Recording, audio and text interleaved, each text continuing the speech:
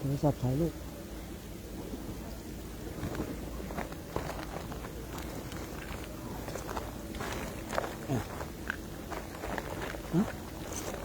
เดี๋ยวไม่ได้โทรศัพท์นั้นมาเลยโทรศัพท์ดูอะไรมาแล้ว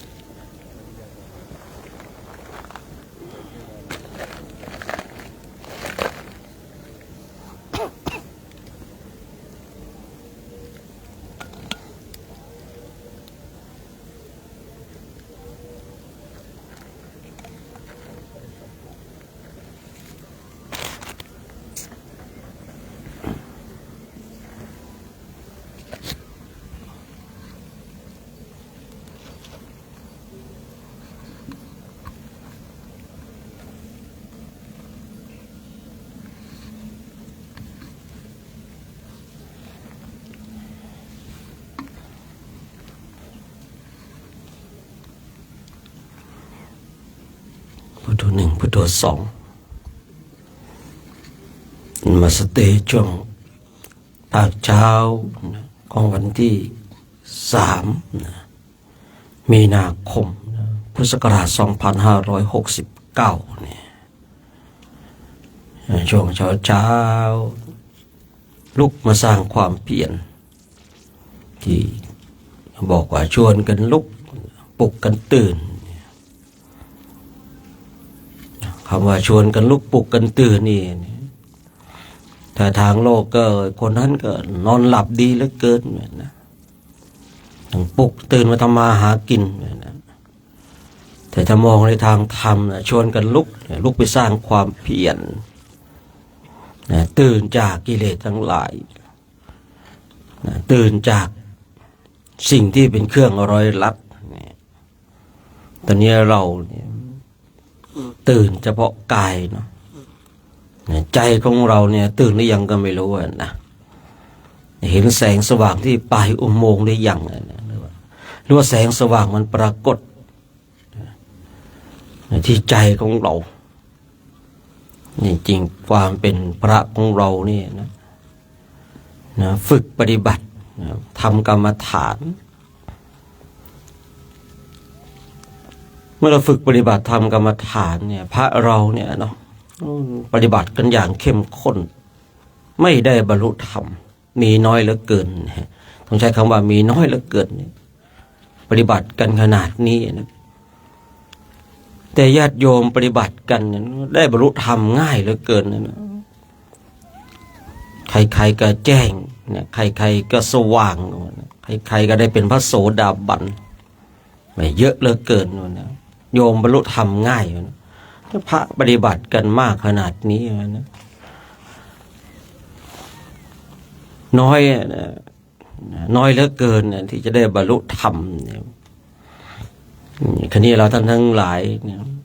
พิจารณาโดยแยบคายนะพิจารณาโดยแยบคายนะเดี๋ยวนี้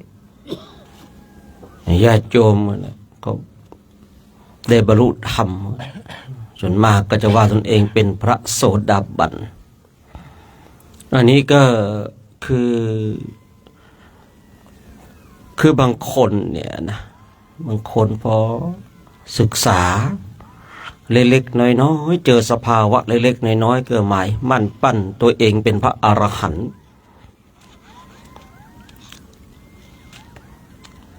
สภาวะเล็กๆน้อยๆคือคนเนี่ยมันไม่เคยได้พอได้อะไรเล็กๆน้อยๆก็คิดว่าสิ่งนั้นยิ่งใหญ่เสมอผมเองก็เคยบางทีเราเนี่ยฝึกปฏิบัติธรรมกรรมฐานฝึกแล้วพอฝึกปฏิบัติ ได้สภาวะ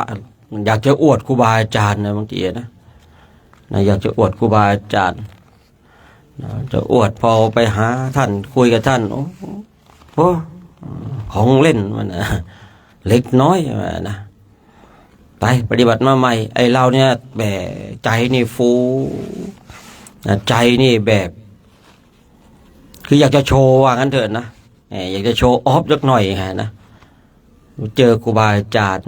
บอกโอ้ยของเล่นของเด็กไม่มีอะไรต้องใจปฏิบัติใหม่เนี่ยไอ้ใจฟูแล้วแฟบเลยนะจะเลยเข้าใจคนบางคนฝึกปฏิบัติกันบางทีเราจะเห็นญาติโยมมาปฏิญาณตนเป็นพระอรหันต์เป็นพระโสดาบันมากเหลือเกินเลื่อนไปเดี๋ยวนี้ในโลกโซเชียลนะเลื่อนไปยังไงเนี่ยวิธีการรู้แจ้งแบบรัดที่สุดเป็นฆราวาสบรรลุธรรมการบรรลุธรรมง่ายนิดเดียวคือถ้าใครพูดเช่นนี้เนาะต้องมีแสงสว่างปลายอุโมงค์ละนะคราวนี้เราท่านทั้งหลายฝึกปฏิบัติกันเนี่ยเราจะได้ไม่ได้แล้วมันก็ว่ากันไปเนาะแต่เราต้องฝึกต้องทำต้องภาคเพียรภาวนาต้องฝึกฝนอบรมกันในวันนี้เองก็เป็นวันมาฆบูชาในวันที่พระพุทธเจ้าทรงแสดงโอวาทปาติโมกข์ที่เริ่มด้วยการไม่ทำความชั่วแต่ว่าในหนังสือธรรมสวดมนต์แปลนี่เขาว่าละชั่วนะสมเด็จพุทธโฆษาจารย์หรือว่าท่านปอ.ประยุตโตบอกว่าถ้าเราใช้คำว่าละชั่วนั้นแสดงว่าเรากำลังทำความชั่วนะสมเด็จพุทธโฆษาจารย์ก็เลยว่าใช้คำว่าไม่ทำความชั่วอันนี้นะในทำความชั่วนะทำความดีทำจิตให้ป่องใสแนวที่พระองค์ทรงแสดงเนี่ยวันมาฆปุณณมีเนี่ย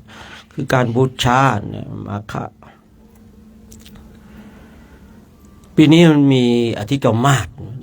มี82คนก็เลยเลื่อนไปนิดนึงไม่ใช่เลื่อนไปนิดนึงเนาะเลื่อนไป1 เดือนก็เป็นเดือน4นะวันนี้เขาว่าจะมีพระจันทร์สีเลือดหน่อยนะโหราศาสตร์นี่ก็บอกว่าชีวิตของขอประทานไปทางโหราศาสตร์บอกว่าท้องฟ้าและเทวดาจัดระเบียบใหม่นะชีวิตของเราก็ต้องมาจัดระเบียบเนี่ยทางโหราศาสตร์เนี่ยตัวเลขดวงดาวนักขัตฤกษ์ยามทั้งหลายว่าช่วงนี้นะดวงดาวจัดระเบียบใหม่เขาอ้างอิงถึงเทวดาจัดระบบชีวิตของเราอยากจะดีนะต้องมาจัดใหม่ก็ถูกนะครับถ้าชีวิตของเราอยากจะดีเนี่ยเราต้องมาจัดใหม่มาจัดระบบตัวของเราใหม่เริ่มต้นท้องฟ้าจัดแล้วเทวดาจัดแล้วเหลือแต่ตัวของเราเนี่ยไม่ได้จัดอย่างเงี้ยนะความอัศจรรย์ภิกษุเหล่านั้นบวชด้วยเอหิภิกขุอุปสัมปทาที่พระองค์ทรงบวชเนี่ยเอหิภิกขุอุปสัมปทาเนี่ยคือพระองค์ทรงได้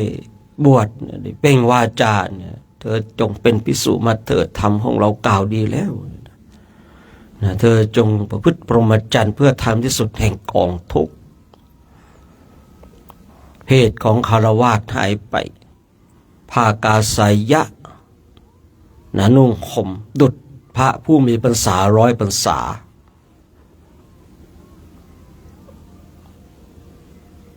พระองค์ทรงเปล่งวาจา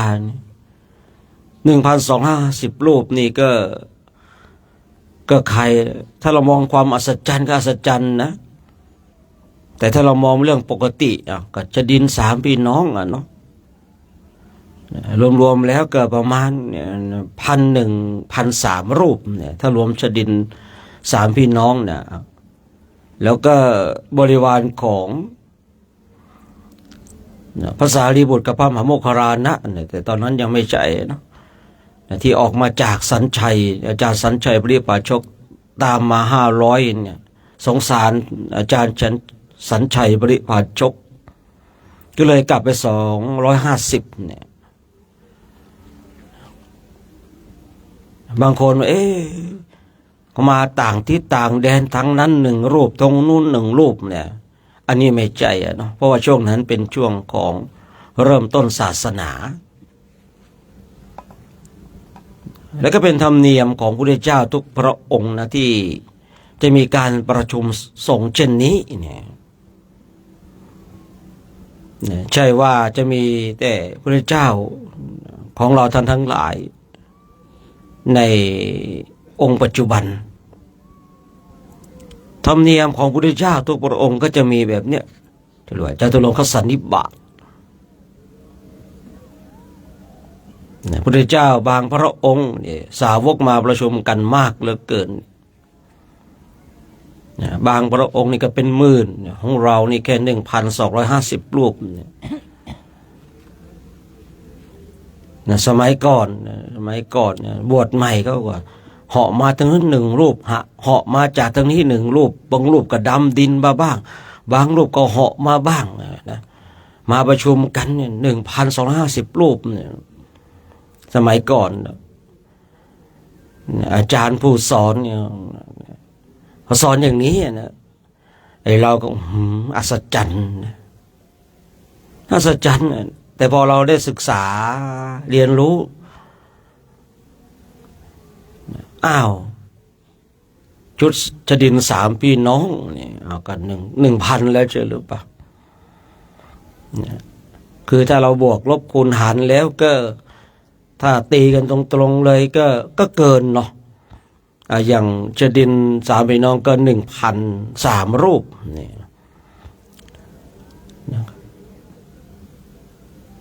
ในฝ่ายของพระสารีบุตรเขาพระมหาโมคคัลลานะเนี่ยถ้าว่าตีว่ากลับไปหาอาจารย์สัญชัย250เดินตามท่านทั้ง250ก็ถ้ารวม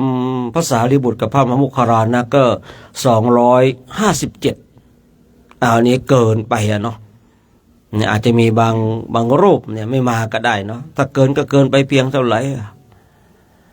นั้น2นั้น3เกินไป5อะไรแบบเนาะก็บวกลบคูณหารแล้วก็น่าจะเป็นไปได้ในตัวเลขตรงจุดนี้นะอย่าคาดเคลื่อนก็คาดเคลื่อนไม่มากหรือว่าอาจจะไม่คาดเคลื่อนเลยเพราะว่าอาจจะมีบางรูปที่ไม่ได้อัธยาศัยที่จะได้มาประชุมจตุรงคสันนิบาตอันนี้อาจจะเป็นคือบางคนบางรูปเนี่ยไม่ได้ตั้งจิตที่จะเข้าสู่ที่ประชุมในคราวที่พระองค์ทรงแสดงโอวาทปาติโมกข์นะแต่ก็เพี้ยนไปไม่มากนะตรงนี้เพี้ยนไปไม่มากนะถ้าเราศึกษามา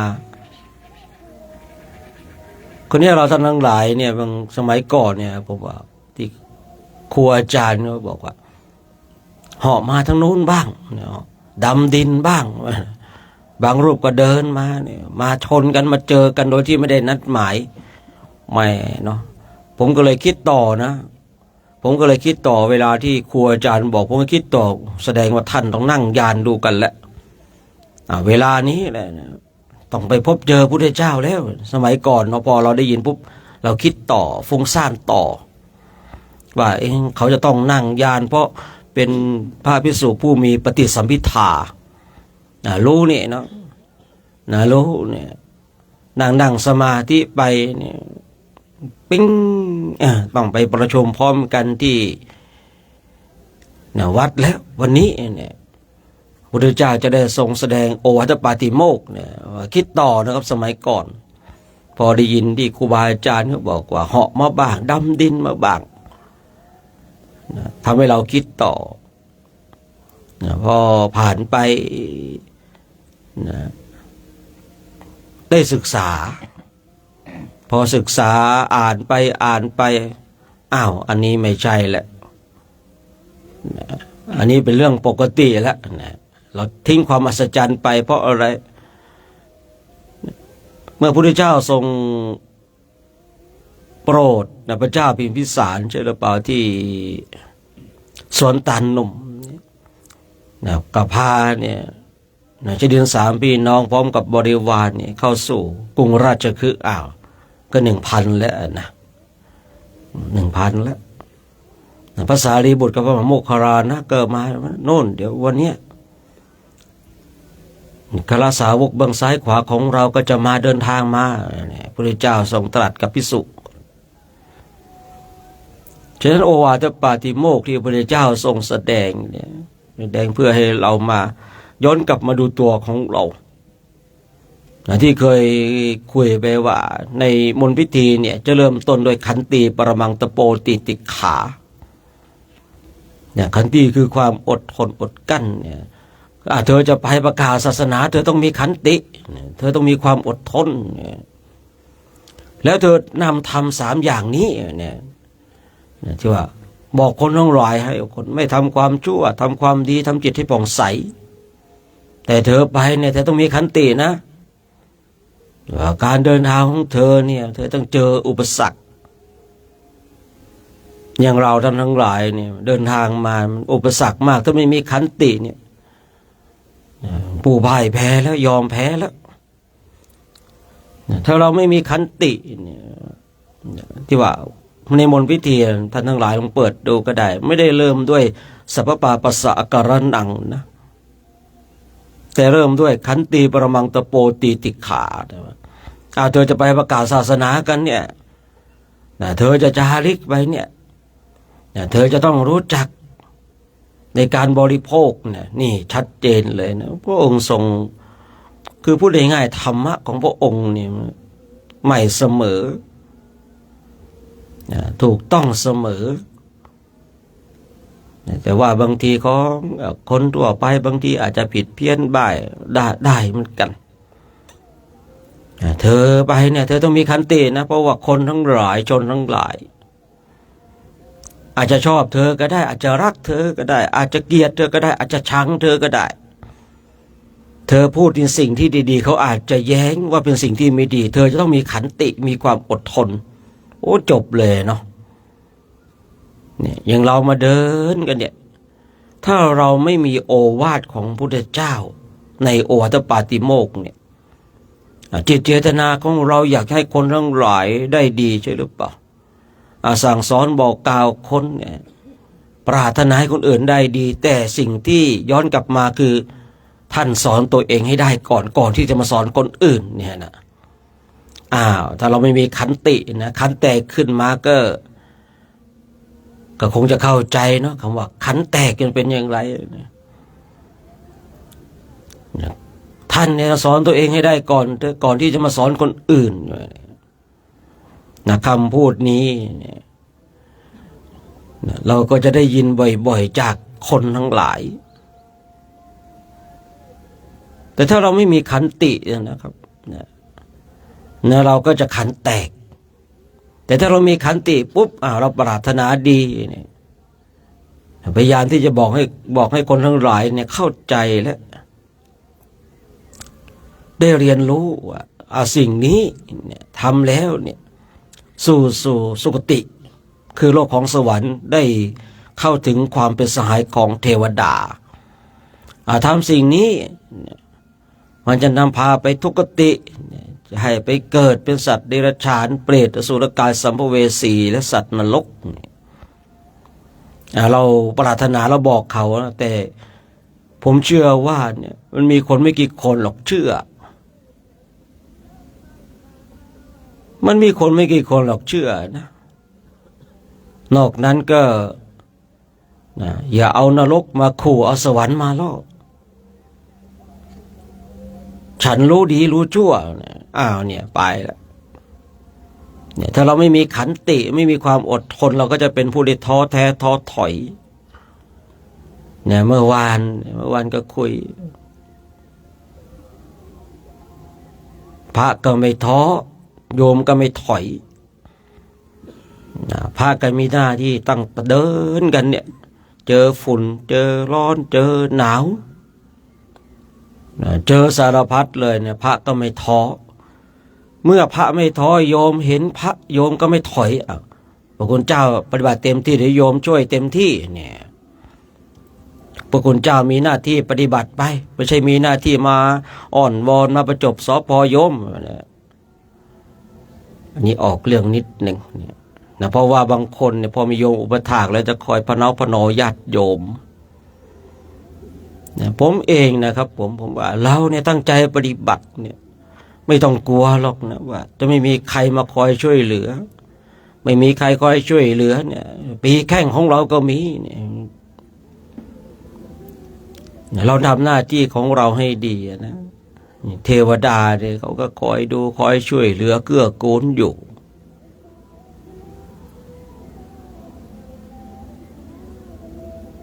เรามีหน้าที่ปฏิบัติอย่างเราเนี่ยพระก็ไม่ท้อโยมก็ไม่ถอยเนี่ยโยมเขาเห็นพระตั้งใจปฏิบัติเนี่ย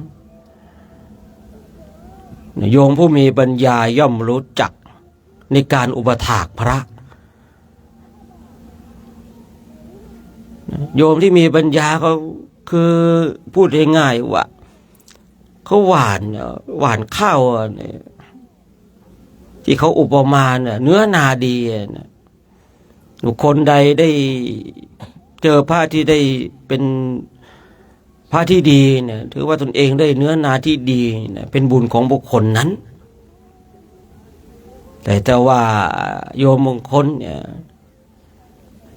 ได้เนื้อนาไม่ดีก็เหมือนกับว่าหวานข้าวไปแล้วก็มันอาจจะสูญเปล่าผลผลิตมันอาจจะไม่ดีเนี่ย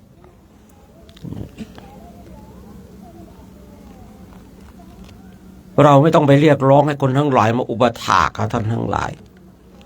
เราไม่ต้องกลัวหรอกถ้าเราแบบพูดง่ายๆว่าถ้าเราเจ๋งจริงถ้าเราแน่จริงเนี่ยไม่ต้องกลัวนะผมเองเนี่ยผมก็ไม่ใช่ว่ายกนะผมก็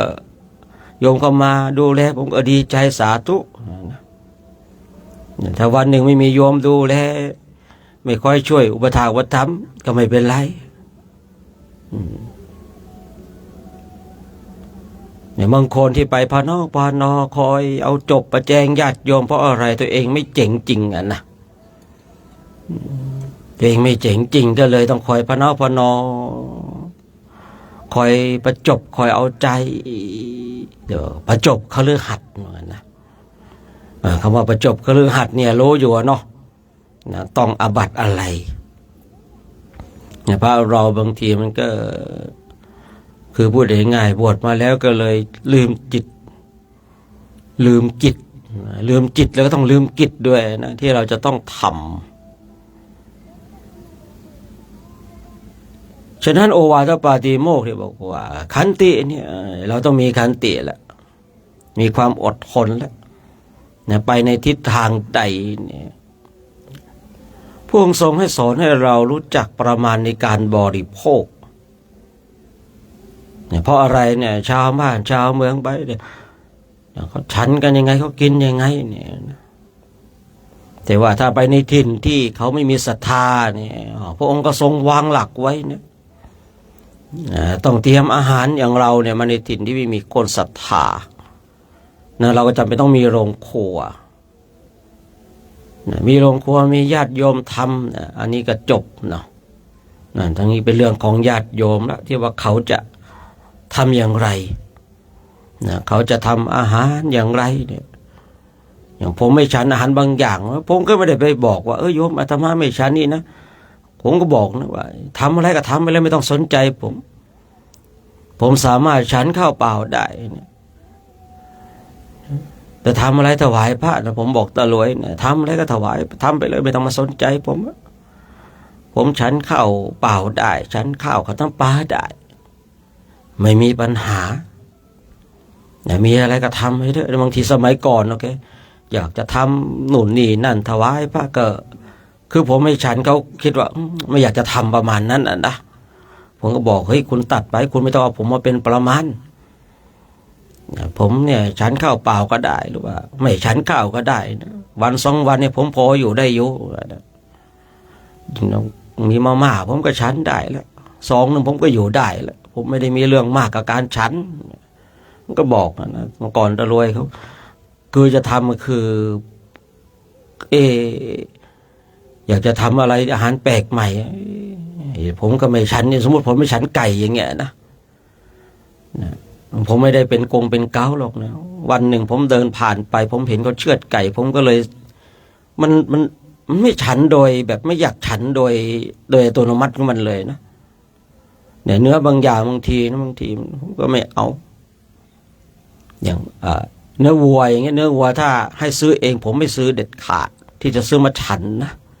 แต่ถ้ามีญาติโยมเขาถวายมาอันนี้เป็นสิ่งที่เราหลีกเลี่ยงไม่ได้แต่ถ้าให้ผมไปซื้อฉันเองเนี่ยไม่มีเด็ดขาดแต่ถ้าว่าญาติโยมเขามาถวายอันนี้ก็ฉันไปพระพุทธเจ้าพระองค์ทรงสอนให้เรารู้จักประมาณในการบริโภค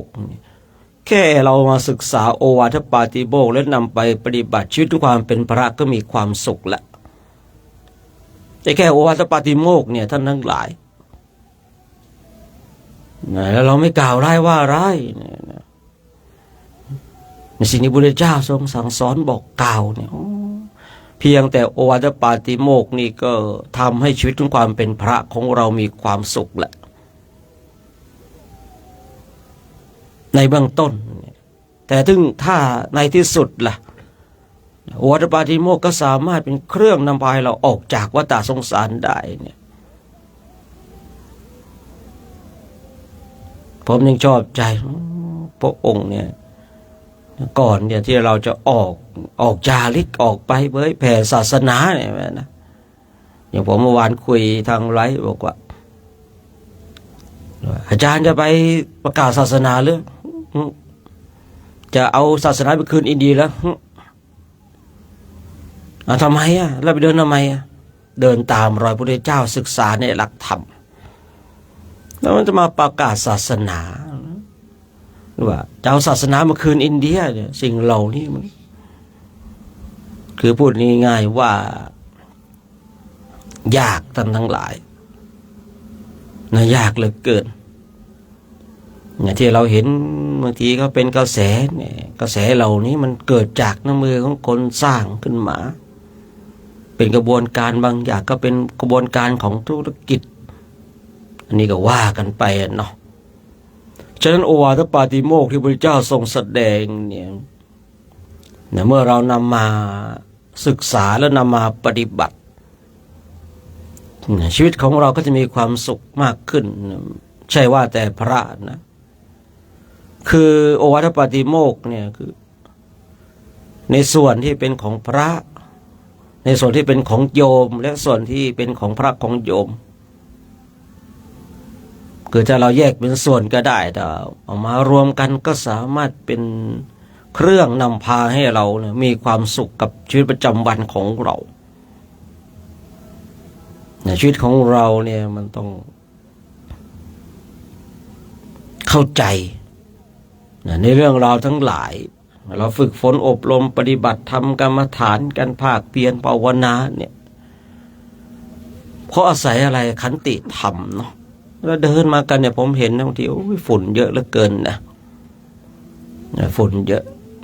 บางทีมันหลบไม่ได้ท่านทั้งหลายเมื่อวานก็กล่าวว่าจะหลบมาไกลเดินไกลอีกนิดนึงจะหลบฝุ่นเดินไปนะเอาเท้าแตะฝุ่นดูลมมันแรงพอลมมันแรงเราเดินถ้าเราเดินเหนือลมพัดมา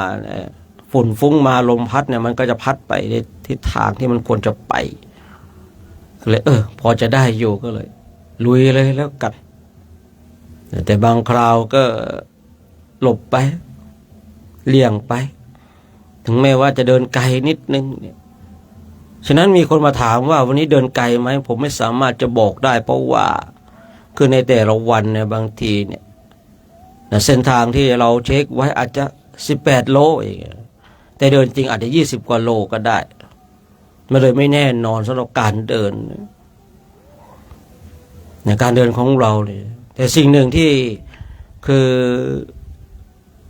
เรามีคืออะไรเนี่ยขันติเนี่ยความอดทนเนี่ยมาเจอความร้อนเจออุปสรรคไอ้พวกนี้บางทีเราก็ทนได้ง่ายเนาะแต่ขันติที่ดีที่สุดเนาะคือขันติที่เราสามารถเอาชนะใจตัวเองได้เช่นเราเจอภาษะเจอแรงกระทบเนี่ยบางทีเราเดินมาเจอฝุ่นบางทีเราก็ไม่มีขันติหรอกแต่ว่าด้วยทิฏฐิด้วยมานะเห็นหมู่คณะเดินไปคนอื่นเดินได้เราก็ต้องเดินได้บางทีมีทิฏฐิมีมานะใช่หรือเปล่าเหมือนทิฏฐิมานะมันสร้างขึ้นมาให้เรามีซูเปอร์อีโก้ไม่ใช่อีโก้เฉยๆนะซูเปอร์อีโก้เลยนะแต่สิ่งที่เป็นเครื่องวัดที่ชัดเจนเลยเวลาที่เราเจอผัสสะมากระทบเนี่ยขันติในความอดทนของเรามันมีมากน้อยขนาดไหนเนี่ยคือสาระสำคัญเนี่ยฝึกศึกษาเราศึกษามากันมากแล้วในด้านของตำรา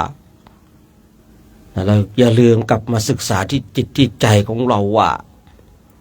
จิตใจของเราเป็นเช่นไรในแต่ละวันธรรมะที่พระเจ้าทรงแสดงนั้นเนี่ย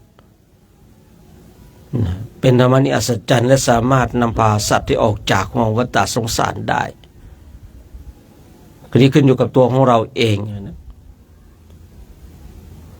ว่าตัวของเรานั้นเนี่ยจะก้าวก็สู่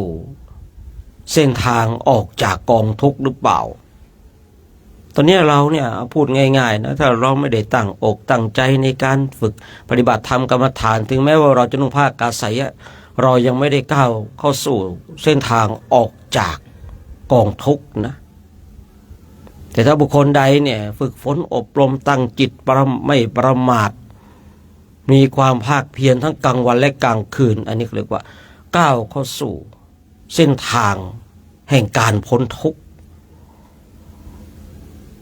ถ้าเราเนี่ยบางทีเนี่ยเรายังไม่ปฏิบัติเองยังเดินจงกรมคนเดียวไม่ได้นั่งสมาธิคนเดียวไม่ได้ยังไม่ได้ขึ้นชื่อว่าก้าวสู่เส้นทางแห่งทางพ้นทุกข์แต่ถ้าบุคคลใดนะเดินจงกรมคนเดียวได้นั่งสมาธิคนเดียวได้ไม่ต้องมีใครมาบอกไม่ต้องมีใครมาเตือนไม่ต้องมีใครมาปลุกไม่ต้องมีใครมาเรียกร้องให้เดินจงกรมนั่งสมาธินะทำเองก็ตือรือร้นเองเนี่ยบุคคลเหล่านี้ขึ้นชื่อว่าเข้าสู่เส้นทางแห่งทางพ้นทุกข์ทุกคนไม่ว่าพระหรือว่าญาติโยมนะทีนี้เราจะรู้เลยว่าไอ้ตัวของเราเนี่ยเราอยู่ในเส้นทางไหนพอมาถึงตรงจุดเนี้ยนะถ้าเราไม่เข้าข้างตัวเองเราก็ปฏิบัติอยู่นะแต่ถูกคนอื่นบังคับให้ปฏิบัติอันนี้ยังนะครับผมในยังที่จะได้สิ่งที่ดีๆจากศาสนานี้นะฉะนั้นก็ฝากไว้ในช่วงภาคเช้าของวันนี้เนี่ยเช้าของวันนี้ก็เป็นวันพระเนาะวันมาฆบูชาคนทั้งหลายเขาก็จะลุกทำหน้าที่ทำบุญใส่บาตรกันทาง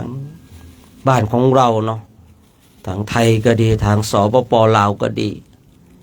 ประเพณีคล้ายกันส่วนเราก็ทำหน้าที่ของเราขับเคลื่อนกันไปต่อวันนี้ก็จะได้ออกเดินเพราะวันที่4ก็จะได้เข้าสู่กุสินาราแล้วนะวัดกุสินาราวัดไทยกุสินาราเฉลิมลาภนะ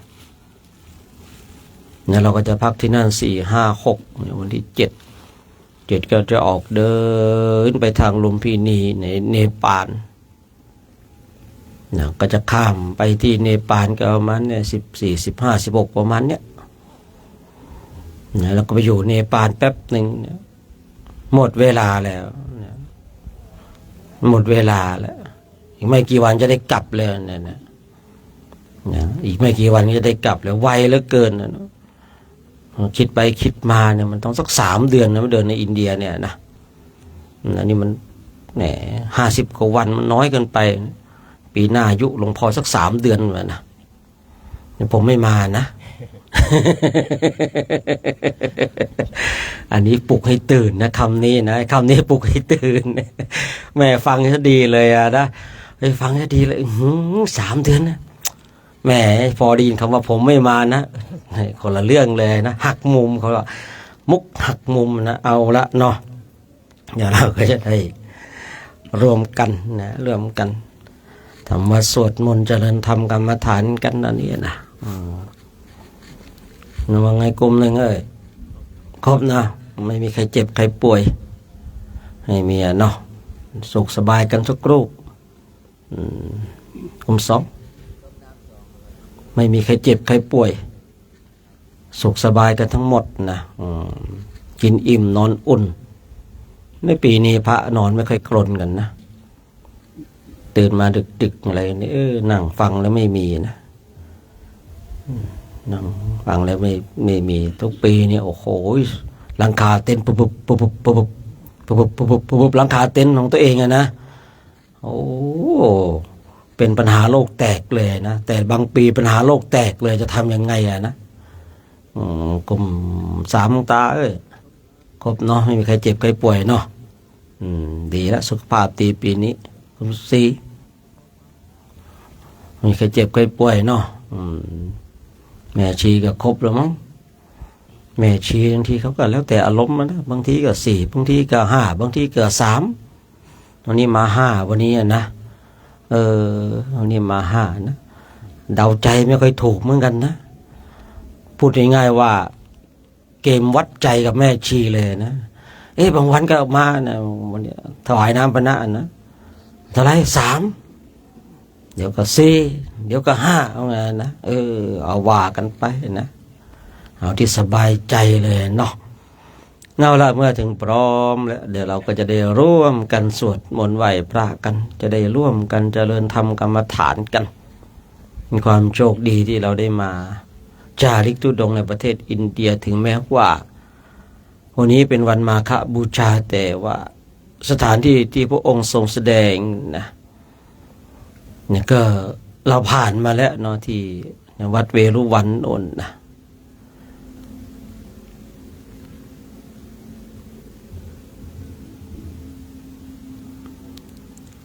เราก็ได้ยินได้ฟังแหละเนาะหลังที่นิ่งไปเนี่ยวัดเวรุวันวัดเชตวันนะนิ่งไปทบทวนเนี่ยเนาะวัดเวรุวันถูกต้องแล้วนะเอาละเดี๋ยวทำมาสวดมนต์กันดีกว่าเนาะเอาละ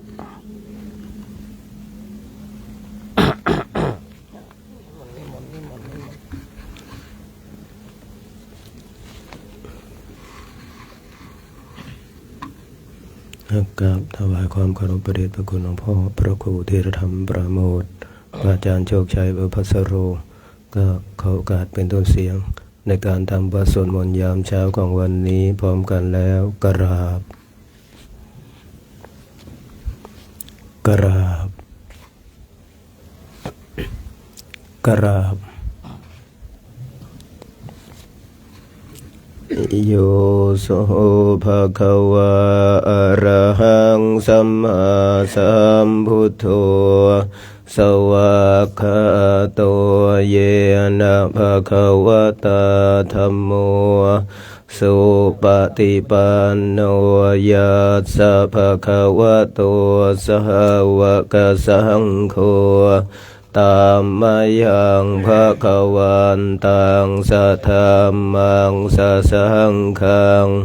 อิเมหิสการเรหิยะทารังอาโรปิเตหิอภิปุชยามะสาธุโนพันเตภะคะวะสุจิระปรินิพุตโตปิปัจฉิมาชนะตานุกัมปมานัสสะ อิเมสการเรทุกขตาปันนาการภูเตปฏิคันหาตุอัมหากังทีครตังหิตายะสุขายะอะระหังสัมมาสัมพุทโธภควา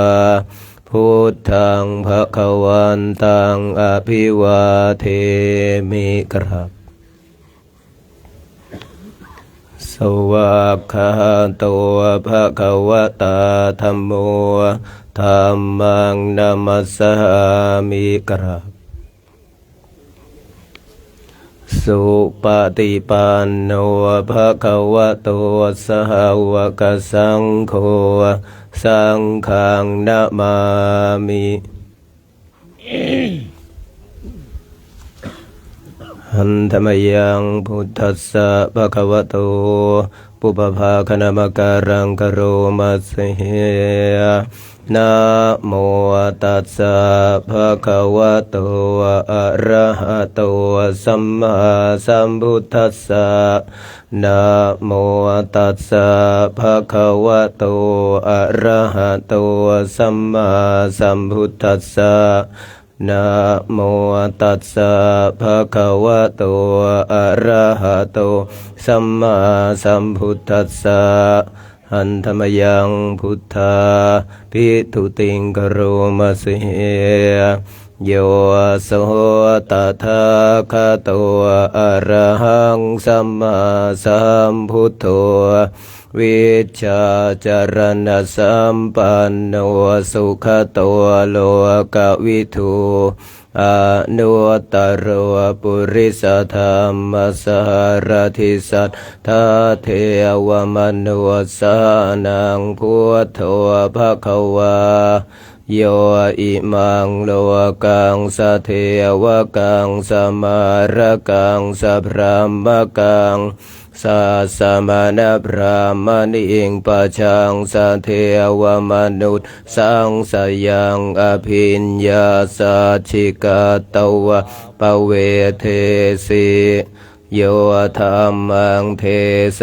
สิอาทิกัลยานังมัจเจกัลยานังปริโยสานกัลยานัง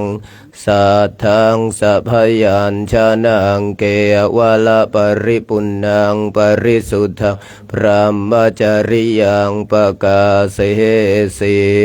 ตามหังภะคะวันตังอภิปูชยามิตามหังภะคะวันตังศิรสานะมามิกราบหันธรรมยังธรรมาภิตุติงกโรมาสิเหโยโสสวากขาโตภะคะวตาธัมโมสันทิติโกอากาลิโกเอหิปัสสิโกโอปานายิโกปัจจตังเวทิตาโพวินโยหิตามหังธรรมังอภิปูชยามิตามหังธรรมังศิรสานะมามิกราบหันธรรมยังสังฆาภิทุติงกโรมาสิเหโยโสสุปฏิปันโนภะคะวะโตสาวกสังโฆอุชุปฏิปันโนภะคะวะโตสาวกสังโฆยายะปฏิปันโนภะคะวะโตสาวกสังโฆสามิจิปฏิปันโนภะคะวะโตสาวกสังโฆยะทิทางจัตตาริปุริสยุคานิอัฏฐปุริสปุคลาเอสะภะคะวะโตสาวกสังโฆอาหุนายโยปาหุนายโยทักขินายโยอัญชลิกรณิโยอนุตตรังปุญญเกตังโลกัสสะ ตมหังสังฆังอภิปูชยามิตมหังสังฆังศิรสานะมามิกราบ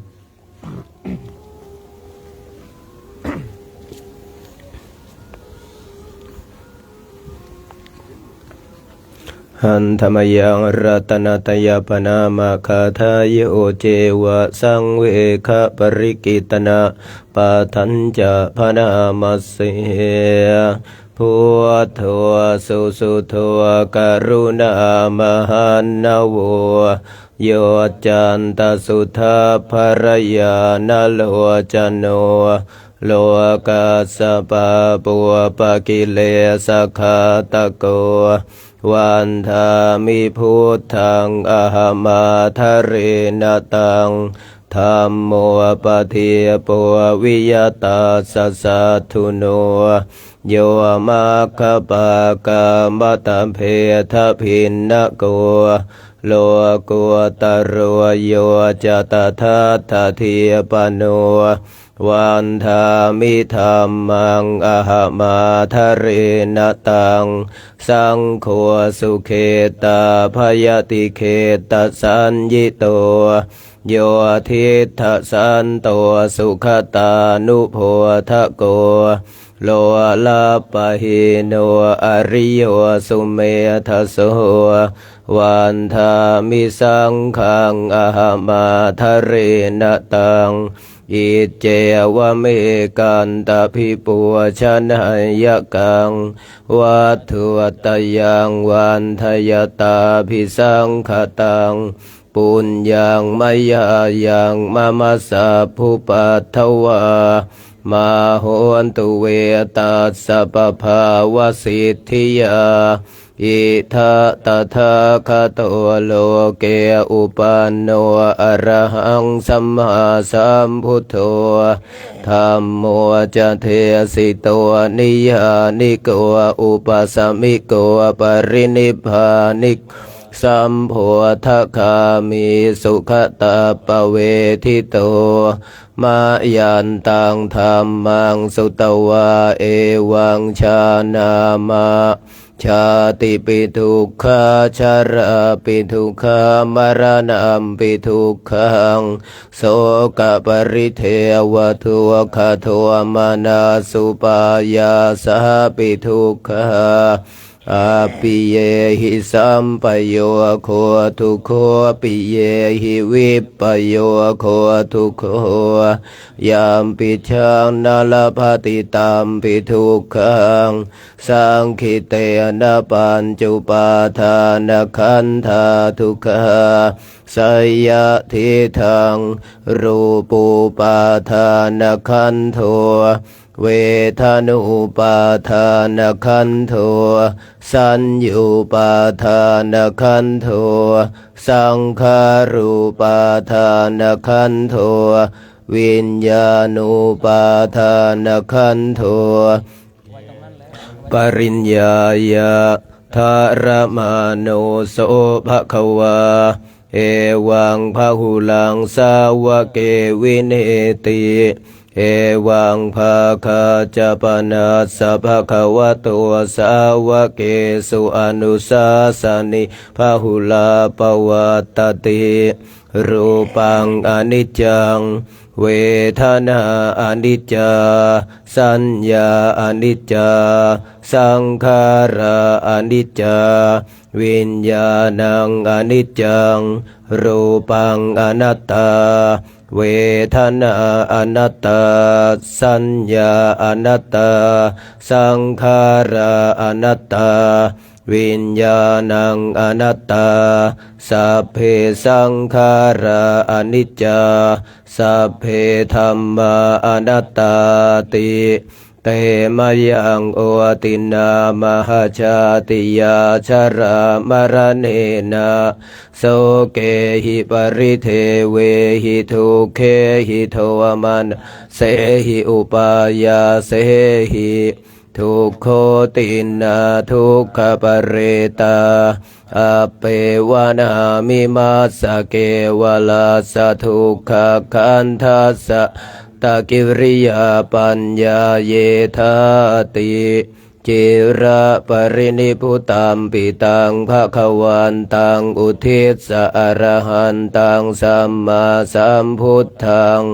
สัทธาอาคารัสสมาอนาคาริยังปัพพชิตาตัสสมิงภควติบรมจริยังจารามาภิกขุนังสิกขาสาชีวสมาปันนาตังโนบรมจริยังอิมาสเกวลัสสะทุกขคันทัสสะอันตกิริยายะสังวัตตุติ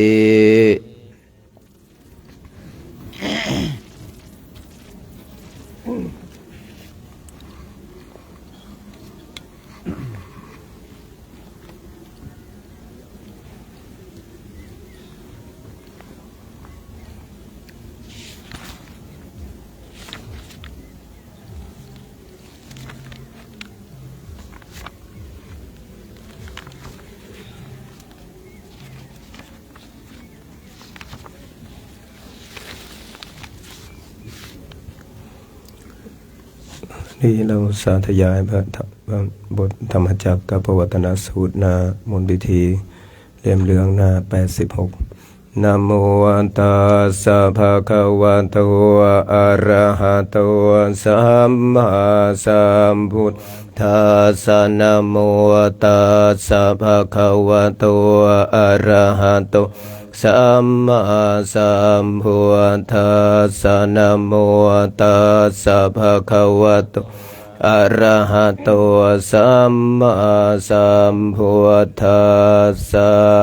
พุทธังสรณังคัจฉามิธัมมัง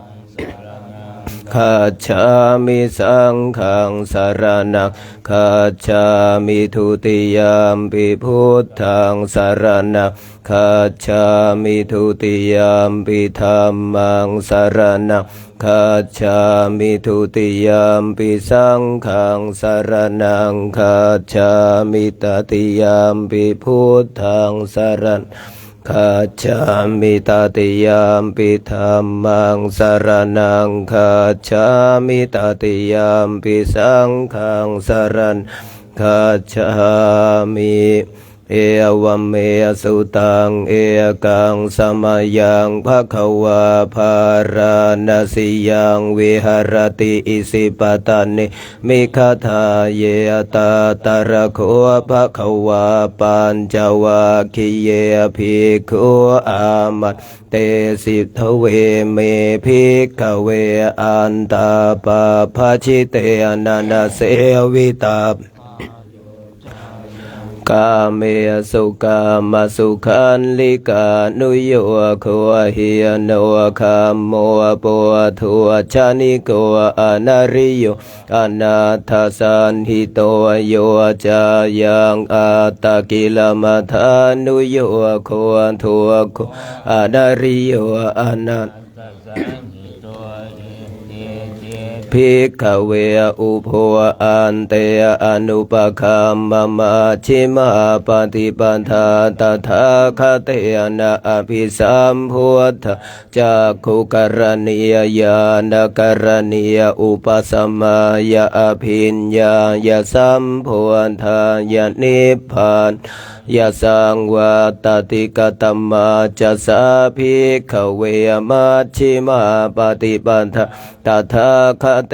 นะอภิสัมพุทธาจักขุกรณียญาณกรณีอุปสัมมายะอภิญญายะสัมพุทธายะนิพพานายะสังวาตติอายะเมวะอริอาทังคิกวมาโคสายทิทังสัมมาทิฏฐิสัมมาสังกัปปะสัมมาวัตสัมมาสัมมันโตสัมมาอาชีว สัมมาวายาโม สัมมาสติสัมมาสมาธิอายังโคสาภิกขเวมัชฌิมาปฏิปทาตถาคเตนะอภิสัมพุทธาจักขุกรณีญาณกรณียอุปสัมมายะอภิญญายะสัมพุทธายะนิพพานายะสวัตติอิทังโคปานาภิกขเวทุกขังอริยสัจจังชาติปิทุกขาชาราปิทุกขามรณะปิทุกขังกปริเทวทุกขโทมานาสุปายาสาปิทุกขาอปิเยหิสัมปโยโคทุกขปิเยหิวิปโยโคทุกขยามปิชังนาลภติดิทุกขังสังคิเตนะปัญจุปาทานขันธาทุกขาอิทังโคปนาภิกขทุกขสมุทัยโยอริยสัจจังยายังตัณหาปโนภวิกานันทิขสหคันตาตาตระตาตราพินันทิเนยสายทิทังกามตัณหาภวตัณหาวิภวตัณหาอิทังโคปนาภิกขทุกขนิโรธอริยสัจจังโยตัสสะเยวตัณหายะเสสะวิรคณิโรธจาโคปฏินิสสะโคมุติอนาลโยอิทังโคปนัมขเวทุกขนิโรธคามินิยปฏิปทาอริยสัจจังอายเมวะอริโยอาทังคิโกมาโคสัญญาทิทังสัมมาทิฏฐิสัมมาสังกัปปะสัมมากัมมันโตสัมมาอาชีวะสัมมาวายาโมสัมมาสติสัมมาสมาธิอิททุกขังอริยสัจจันติเมภิกขเวปุเพอนันวนสุเตสุธรรมเมสุจักขุงอุทธทิยานังอุทปาทิปัญญาอุทปาทิวิชชาอุทปาทิอาโลโกอุทปทิตังโคปานิทังทุกขังอริยสัจจังปริญญายันติเมภิกขเวปุอนันวนสุเตสุธรรมเมสุจักขุงอุทปาทิยานังอุทปาทิปัญญาอุทปาทิวิชอุทปาทิอาโลโกอุทปาทิตังโคปานิทุกขังอริยสัจจังปริญญาตันติเมภิกขเวปุเพอนันวนสุเตสุธรรมเมสุจักขุงอุททิยานังอุทปาทิปัญญาอุทปาทิวิชชาอุทปาทิอาโลโกอุทอิทังทุกขสมุทัยโยอริยสัจจันติเมภิกขเวปุเพอนันวนสุเตสุธรรมเมสุจักขุงอุททิยานังอุทปาทิปัญญาอุทปาทิวิชชาอุทปาทิอาโลโกอุททิตังโคปานิทังทุกขสมุทัยโยอริยสัจจังปหาตาพันติเมภิกขปุเพอนันวนสุเตสุธรรมเมสุจักขุงอุทปาทิยานังอุทปาทิปัญญาอุทปาทิวิชชาอุทปาทิอาโลโกอุททิตังโคปานิทังทุกขสมุทัยโยอริยสัจจังปะหิยนันติเมภิกขเวปุเพอนันวนสุเตสุธรรมเมสุจักขุงอุทปาทิยานังอุทปาทิปัญญาอุทปาทิวิชชาอุทปาทิอาโลกอุทปาทิอิทังทุกขนิโรธอริยสัจจันติเมภิกขเวปุอนันวนสุเตสุธรรมเมสุจักขุงอุทปาทิยานังอุทปาทิปัญญาอุท ทิวิชชาอุทปาทิอาโลโกอุทปาทิตังโคปานิทังทัวคนิโรทัวอริยสัจสัจฉิกาตาพันติเมภิกขเวปุเพอนันโนสุเตสุจักขุงอุทปาทิยานังอุทปาทิปัญญาอุทปาทิวิชชาอุทปาทิอาโลโกอุทป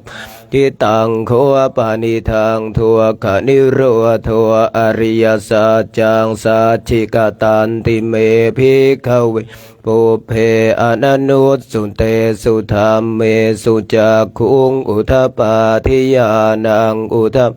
ทิปัญญาอุทปาทิวิชชาอุทปาทิอาโลโกอุทปาทิอิททัวคนิโรธคามินิยปฏิปทาอริยสัจจันติเมภิกขเวปุเพอนันโนสุเตสุธรรมเมสุจักขุงอุทปาทิยานังอุทปาทิปัญญาอุทปาทิวิชชาอุทปาทิอาโลโกอุทปทิตังโคปานิทังทัวคนิโรธคามินิยปฏิปทาอริยสัจจังภาเวตาพันติเมภิกขเวปุเพอนันโนสุเตสุธรรมเมสุจักขุงอุทปาทิยานังอุทปาทิปัญญาอุทปทิวิชชาอุทปาทิอาโลโกอุทปาทิตังโคปานิทัวคนิโรธคามินิยปฏิปทาอริยสัจจังภาเวตาพันติเมภิกขเวปุเพอนันโนสุเตสุธรรมเมสุจักขุงอุทปทิยานังอุทปาทิปัญญาอุทปาทิวิชชาอุทปทิอาโลโกอุทปาทิตังโคปานิทังทัวคนิโรธคามินิยปฏิปทาอริยสัจจังภาวิตันติเมภิกขเวปุเพอนันโนสุเตสุธรรมเมสุอุทปาทิยานังอุทปาทิปัญญาอุทปาทิวิชชาอุทปาทิอาโลโกอุทปาทิยาวกิวันจะเมภิกขเวอิเมสุจตุสุอริยสัจเจสุเอวันติปริวัตตังทวันทัสสาการังยถาภูตญาณทัสสนังนสุวิสุทธังอโหสิเนวตาวาหังภิกขเวสเทวเกโลเกสมาระเกสัพรามเกสัสมณพรามณิยปัจจายสันเทวมนุสสายอนุตตรังสัมมาสัมโพธิงพุทโธปัจจัญญาสิงยโตจะโคเมภิกขเวอิเมสุจตุสุอริยสัจเจสุวันติปริวัตตังทวันทัสสาการังยถาภูตังญาณทัสสันสุวิสุทธังอโหสิอัฏฐาหังภิกขสเทวเกโลเกสมาระเกสัพรามสมณพราหมณิยปัญชายสันเทวมนุสสายอนุตตรังสัมมาสัมโพธิงอภิพุทโธปัจจัญญาสิงญาณัญจปนะเมทัสสนังอุทปาทิอากุปาเมวิมุตติอายมันติมชาตินาทินทานิปุณภวติอิธรรมวจะภควาอาตมนาปัญจวาคีภิกขุภควโตภาสิตังอภินันทุงอิมัสสมินจะปนวัยยะกรณัสสมิงขันยมานิอายัสสมันโตโกนทัญญัสสวิรชังวีตมะลังธรรมจากขุงอุททิยังกินจิสมุทยธรรมังสัพพันตังนิโรธธรรมันติปวัติเตจะภควตาธรรมจัก ภูมิมาเทวาสัทธมนุสสาเวสุงเอตัมภควตภาราณสิยังอิสิปตเนมิคทาเยอนุตตรังธรรมจปวัตติตังอปฏิวัตติยังสมณเณนวะพรามเณนวะเทเวนวะมาเรนวะพรหมุนาวะเกณจิวาโลกัสสมินติภูมิมานังเทวาสัทธังสุตวาจาตุมมหาราชิกาเทวาสัทธมนุสสาเวจาตุมมหาราชิกานังเทวานังสัทธังสุตวาตาวติงสาเทวสัทธมนุสสาเวสุงตาวติงสานังเทวาสัทธังสุตวายามาเทวสัทธมนุสสาเวสุงยามานังเทวาสัทธังสุตวาตุสิตาเทวาสัทธมนุสสาเวสุงตุสิตาเทวานังสัทธังสุตวามานรติเทวาสัทธมนุสสาเวสุงนิมมานรติยนเทวานังสัทธังสุตวาปรานิมิตวสวัตติเทวาสัทธมนุสสาเวสุงปรานิมิตวสวัตตินะเทวานังสัทธังสุตวาพระมปริสัชชาเทวสัทธมนุสสาเวสุงพระมปริสัชชานังเทวา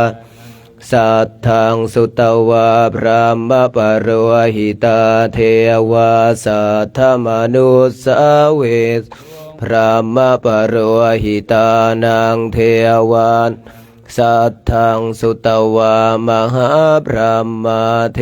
วาสัทธมนุสสาเวมหาพระมานังเทวานังสัทธังสุตวปริตาภาเทวาสัทธมนุสสาเวสุงปริตาภานเท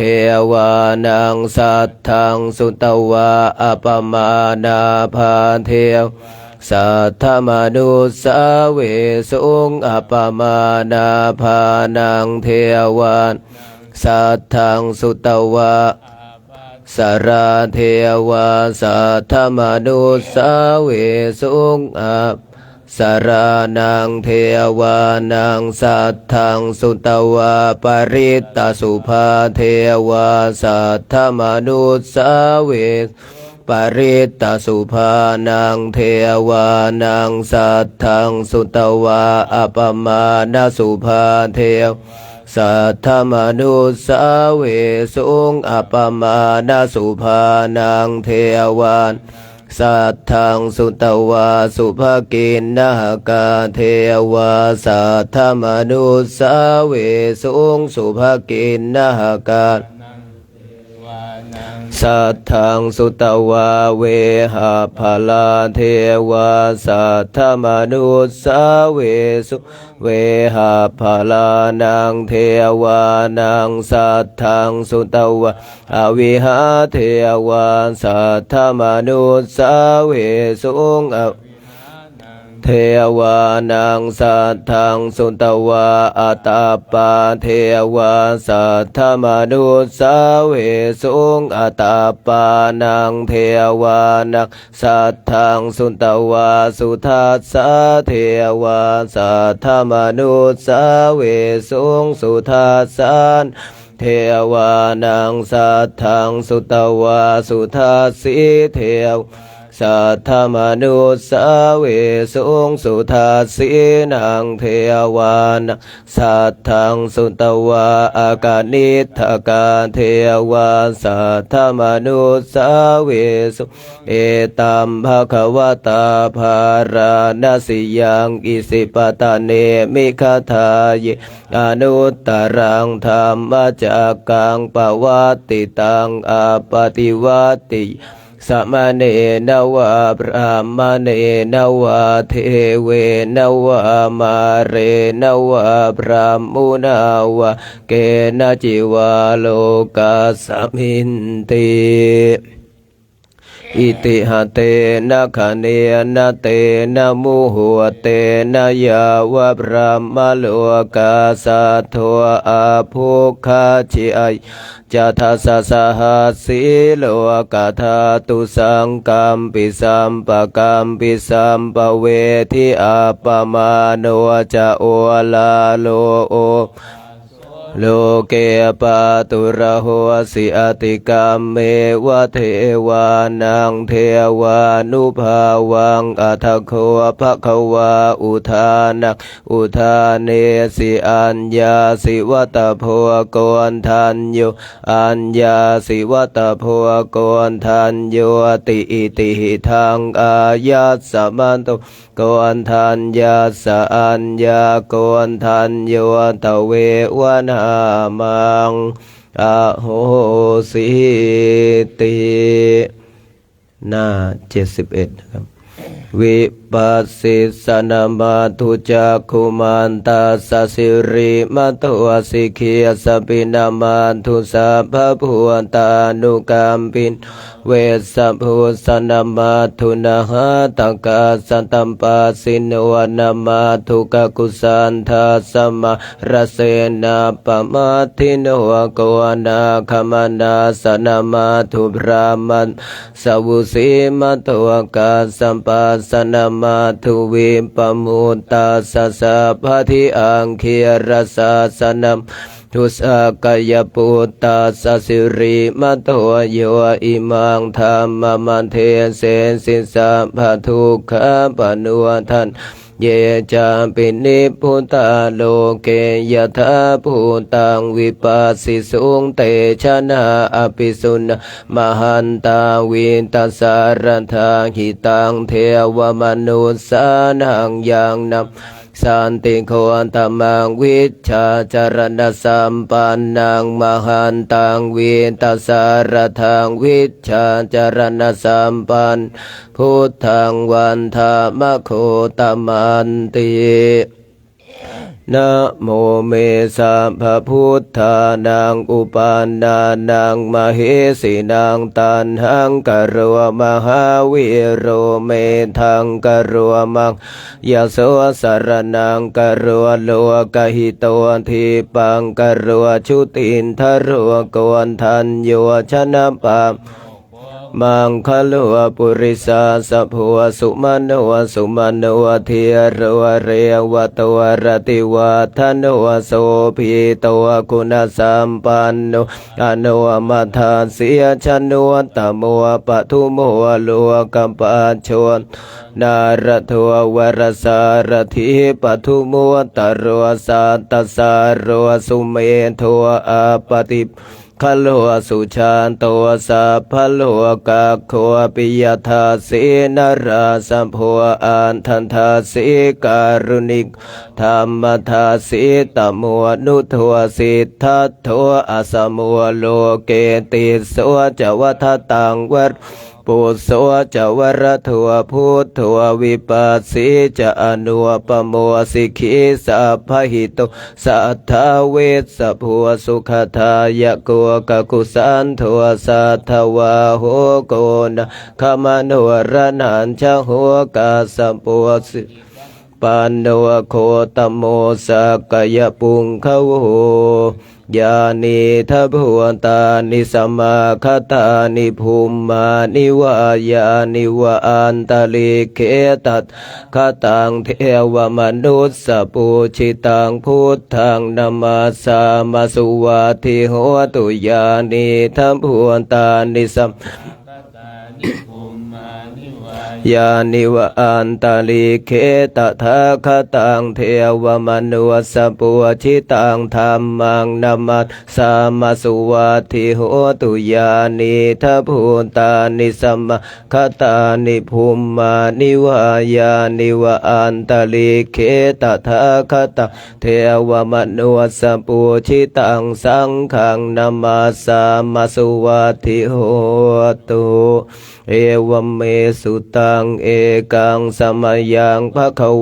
สาวัตถิยังวิหรติเชตวันเนอนาถปินทิกาสอาราเมตาตระโคภควภิกขุอามันเตสิภิกขโวติภัทธันเตติเตภิกขุภควโตปัจจัสโสสุงภควาเอตทะโวจะเมตตายภิกขเวเจนตววิมุตติอาเสวิตายภาวิตายภาหุลิกตายายานิกตายวัตถุกตยาอนุทิตายปริจิตายสุสมารัตถายเอกันทัสสานิสังปาติกังขากตเมเอกาทัสสะสุขังสุปฏิสุขังปฏิชาตินาปาปะกังสุปินังปัสสติมนุสสานังปิโยโหติอมนุสสานังปิโยโหติเทวัตราคันตินาสะอาคิวาวิสังวาสัทธังวากรรมติตุวตังจิตตังสัม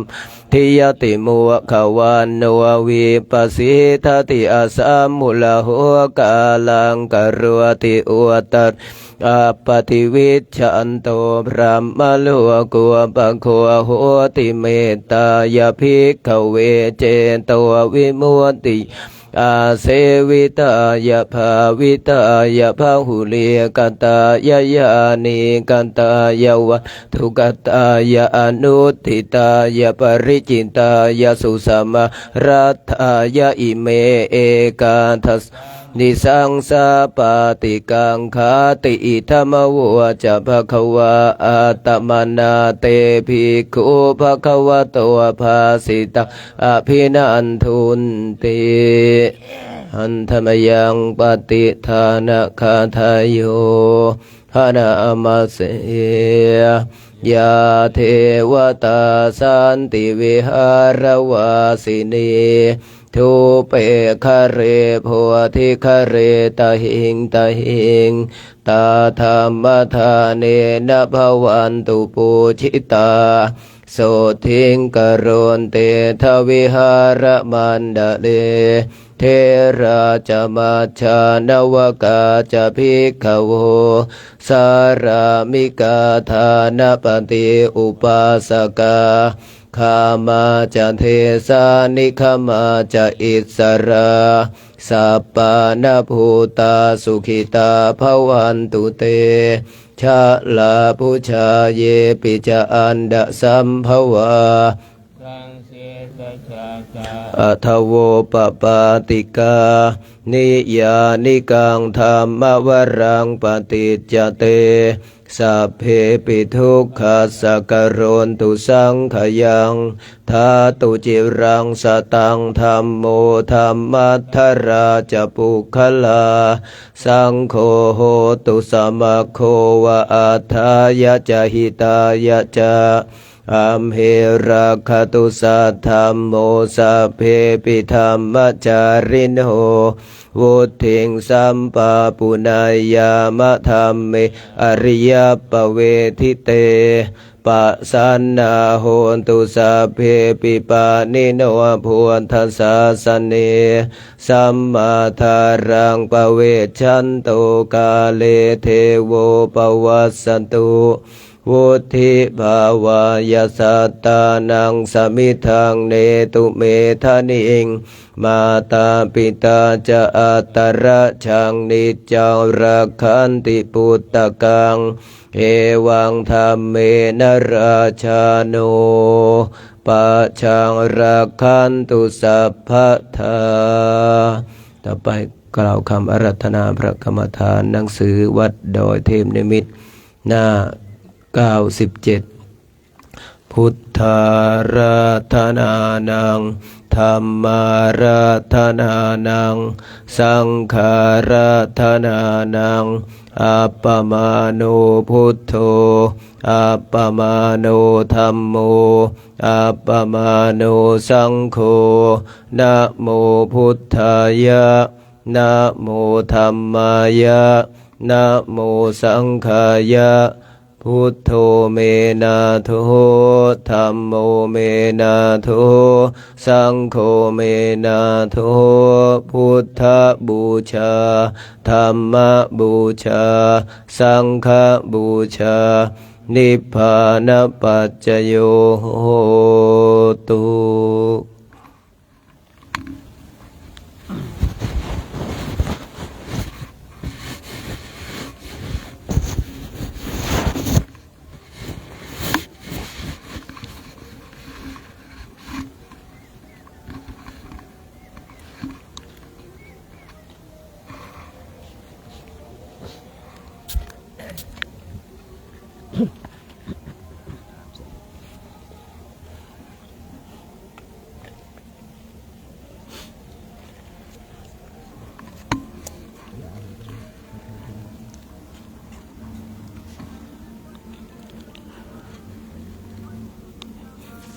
ช่วงลำดับนี้ไปเรานั่งมาเปลี่ยนภาวนากันสักระยะหนึ่งนะในช่วง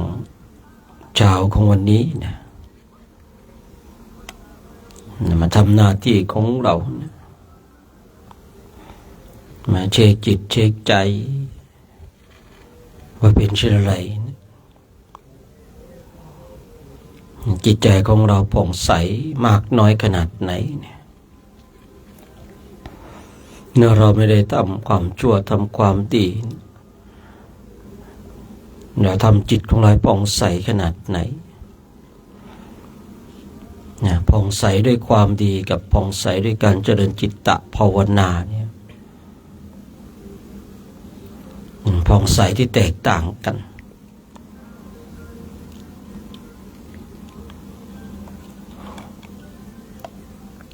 ถ้าคุยถึงเรื่องของ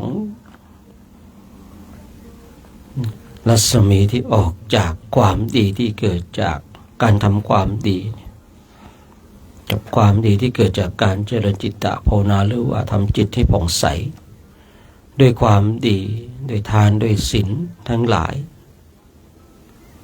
กับผ่องใสด้วยการเจริญจิตตภาวนาเนี่ยอานุภาพมันจะแตกต่างกันในระดับความผ่องใสในสิ่งเหล่านี้เราก็จะรู้ด้วยตัวของเราเองคือเราปฏิบัติเนี่ยเราจะเข้าใจด้วยตัวของเราปฏิบัติถึงตรงจุดไหนเราก็เข้าใจถึงตรงจุดนั้นถ้าเราปฏิบัติแต่ยังไม่ถึงเราจะไม่เข้าใจที่มีหลายๆคนหลายๆท่านสงสัยว่าตกลงพระอรหันต์เป็นยังไงแน่มีความสงสัยเราก็คิดฟุ้งซ่านตามตำรับตำราที่เขาบอกว่าพระอรหันต์ไม่ยิ้มที่เคยคุยไว้ครั้งก่อนนู้น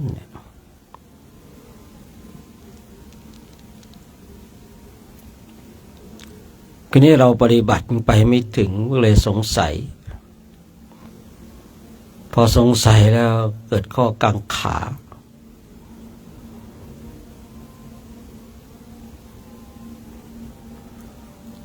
พระอรหันต์ในแบบฉบับของปุถุชนต้องเป็นอย่างนั้นต้องเป็นอย่างนี้แต่พระอรหันต์ที่เป็นพระอรหันต์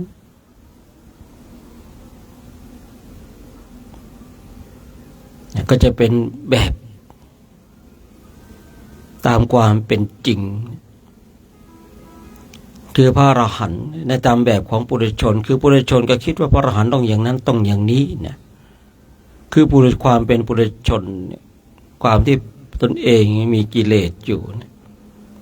ก็ได้คิดว่าความเป็นพระอรหันต์ของคนทั้งหลาย พระอรหันต์ต้องเป็นอย่างนั้นต้องเป็นอย่างนี้เนี่ยคือจะสร้างความเป็นพระอรหันต์ในแบบฉบับของตนเอง โดยเอาตำราเข้ามาเป็นองค์ประกอบ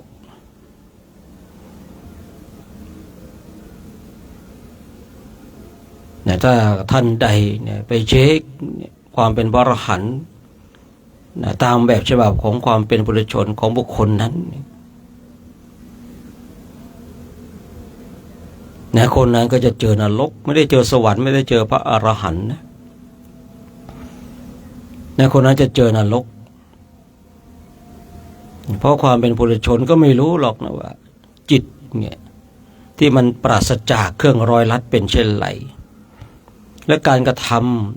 ำของบุคคลหรือว่าของพระอรหันต์ที่จิตปราศจากเครื่องร้อยลัดเป็นอย่างไรนะเรามีตำราแต่ตำรานั้นเนี่ยไม่ได้ชี้วัดนะที่ชัดเจนเพียงแต่ประมวลเท่านั้นเองถ้าเราศึกษายกพุทธเจ้าออกไปตัดพุทธเจ้าออกไปพระอสีติมหาสาวกผมศึกษาดูแล้วปฏิบัติก็แตกต่างการพูดคุยก็แตกต่างการเป็นอยู่ก็แตกต่างเอาใครกล้าปฏิเสธหรือเปล่านี่ที่พระพุทธเจ้าทรงยกย่องพระอสีติมหาสาวก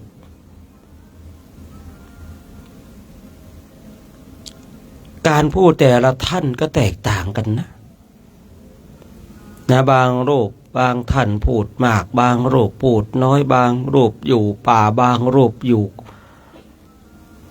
ละแวกบ้านบางรูปฉันอย่างนั้นฉันอย่างนี้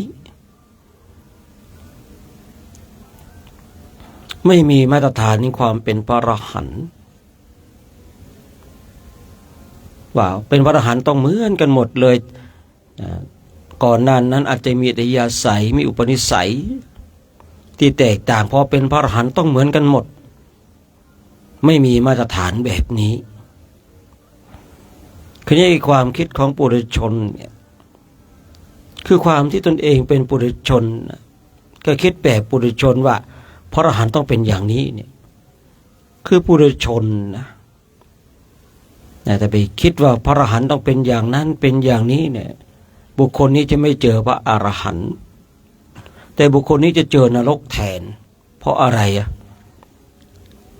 เพราะพระอรหันต์เนี่ยถ้าเราศึกษาอย่างที่ผมกล่าวไว้เนี่ยปฏิปทาการพูดการคุยเนี่ยก็จะแตกต่างกันออกไปแต่บางคนบางท่านว่าอย่างคิดว่าพระอรหันต์ต้องเรียบร้อยเนี่ยต้องมีกายที่สงบเสงี่ยมพระอรหันต์กายไม่ได้สงบเสงี่ยมทุกท่านนะท่านทั้งหลายแต่ใจมันสงบเสงี่ยมอยู่แล้วกายของพระอรหันต์ไม่ได้สงบเสงี่ยมทุกรูปนะ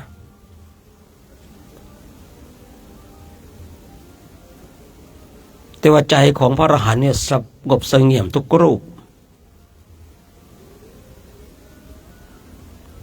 แล้วเราได้เคยได้ยินได้ฟังว่าการสำรวมกายสำรวมวาจาสำรวมใจแล้วผมมาพูดว่าพระอรหันต์เนี่ยไม่ได้สำรวมกายทุกรูปถ้าเราได้ศึกษาได้อ่านประวัติเรื่องราวของพระอสีติมหาสาวกเนี่ยมันจะเป็นเครื่องชี้ชัดได้ชัดเจนเลยนะว่าพระอรหันต์บางรูปเนี่ยก็ไม่ได้สงบเสงี่ยมวาจาก็ไม่ได้เรียบร้อยสวยหรูอย่างที่เคยคุยให้ฟังในครั้งก่อนนู้นนะพระอรหันต์ไม่ได้พูดจาเพราะทุกรูปแม้บางทีถ้าเราดึงคำว่าสำรวมกายวาจาใจมาเนี่ยพระอรหันต์ต้องมีการสำรวมกายสำรวมวาจาสำรวมใจถ้าเราจะเอาตรงนี้มาชี้ชัดชี้วัดนะเรานั่นแหละตกนรกนะเพราะว่าเราเนี่ยจะไปวิพากษ์วิจารณ์พระอรหันต์โดยไม่รู้ตัวเพราะเราคิดว่าพระอรหันต์ต้องสำรวมกายวาจาใจนะต้องพูดน้อยวาจาต้องนิ่มนวลต้องพูดจาเพราะนี่ แต่ถ้าเราดึงคำว่าสำรวมกายวาจาใจคำว่าสำรวมกายวาจาใจเนี่ย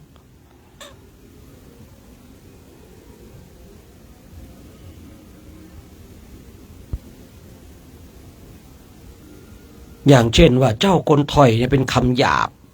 เป็นทุพภสิทธิ์เจ้าคนถอยเนี่ย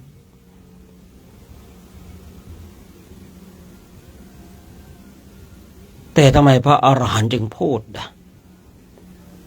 ถ้าเราดึงคำว่าสำรวมกายวาจาใจมาเนี่ยโอ้โหไม่ใช่แล้วเนาะผิดไปแล้วเนี่ยคือความเป็นปุถุชนของคนเราเนี่ยบางทีก็ชอบไปวิพากษ์วิจารณ์ปฏิปทาของพระอรหันต์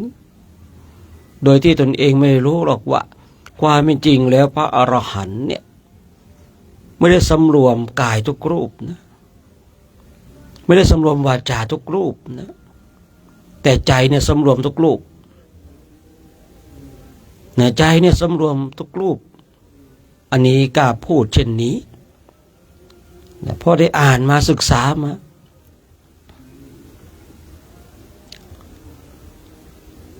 ในส่วนกายเนี่ยบางพระอรหันต์บางรูปก็ไม่ได้เรียบร้อยเนี่ยก็เดินกระโดดกาเด็กปุถุชนบางทีสำรวมมากกว่าวาจาของพระอรหันต์ก็ไม่ได้พูดแบบนิ่มนวลปุถุชนบางคนบางท่านเนี่ยพูดนิ่มนวลกว่าอีกถ้าเอาอากัปกิริยาทางกายวาจามาวัดนะคนจะตกนรกมาก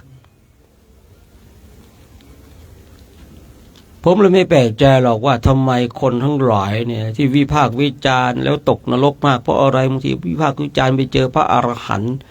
ที่ท่านมีกายเช่นนั้นมีวาจาเช่นนั้น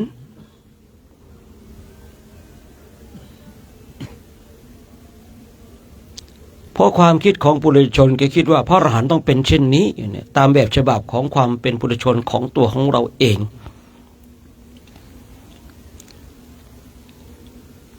แม้แต่ผมเองสมัยก่อนเนี่ยก็เคยเนี่ยเข้าไปกระโดดแห่งกรรมวิบากตรงจุดนี้เนี่ยเราคิดว่าพระอรหันต์เนี่ยต้องมีกายที่เรียบร้อยมีวาจาที่เรียบร้อยในใจไม่ต้องพูดถึงผมเองเคยกระโดดลงไปในวิบากกรรมตรงจุดนี้นะเพราะการที่เราศึกษาไม่ชัดเจนเราศึกษาแต่ภายนอกไม่ได้ศึกษาภายในนะศึกษาภายนอกอะไรศึกษาจากตำรับตำราแล้วก็เอามาเทียบเคียงมาวัดมาเช็ค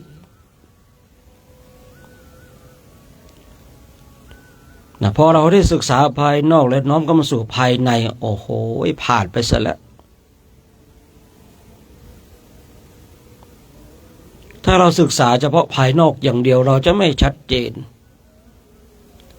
แต่ถ้าเราศึกษาภายนอกน้อมเข้ามาสู่ภายในมันจะชัดเจนนี่ที่ผมบอกว่าโอ้โหพลาดไปซะแล้วดีนะพลาดไปไม่มากพลาดเหมือนกันเคยพลาดมาก่อนเมื่อเราทำผิดพลาดแล้วเนี่ยกรรมวิบากทั้งหลายก็ต้องเป็นผู้ที่ยอมรับนะบางทีผมก็คุยเตือนตัวเองคุยกับตัวเองว่าอ๋อคราวนี้เดินใช้กรรมที่ไม่ดีเนี่ยบางทีก็มันรู้ด้วยเฉพาะตนเนาะบางอย่างนะเนาะการเดินครั้งนี้อย่างเงี้ยแต่ว่าไม่ใช่ครั้งนี้ที่เดินนั่นคือในครั้งก่อนที่เดินไปอ๋อครั้งนี้เราเดินใช้กรรมวิบากที่เราเคยพูดนะเคยเปล่งวาจาว่าพระอรหันต์เนี่ยมันต้องเป็นอย่างนี้อย่างนี้ตามแบบฉบับของความเป็นปุถุชนคนทั้งหลายเลยตกนรกมากในยิ่งบางคนบางท่านนะว่าพระอรหันต์ไม่เล่นโทรศัพท์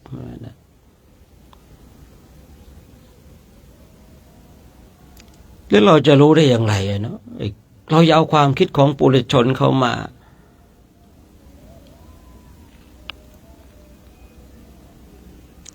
บางรูปอาจจะไม่เล่นบางรูปอาจจะเล่นมันไม่ใช่เครื่องชี้วัดอย่างชัดเจนเนี่ยเครื่องชี้วัดอย่างชัดเจนคืออะไรสังโยชน์10อย่างที่ผมเคยกล่าวไว้นะ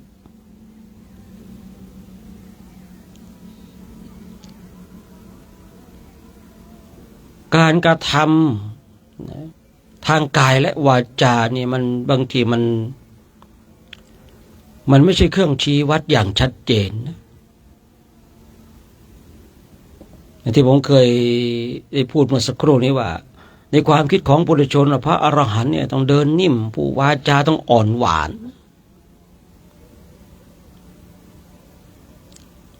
คือเราจะต้องดูดูด้วยนะ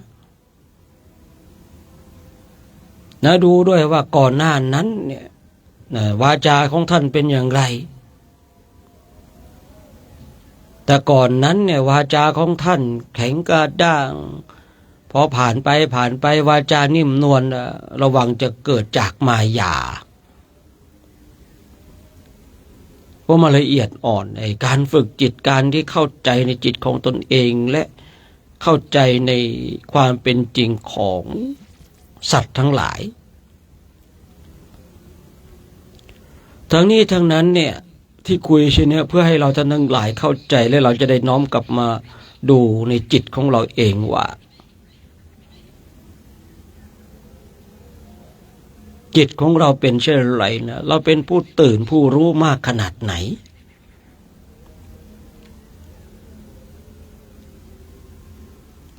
เราเป็นผู้รู้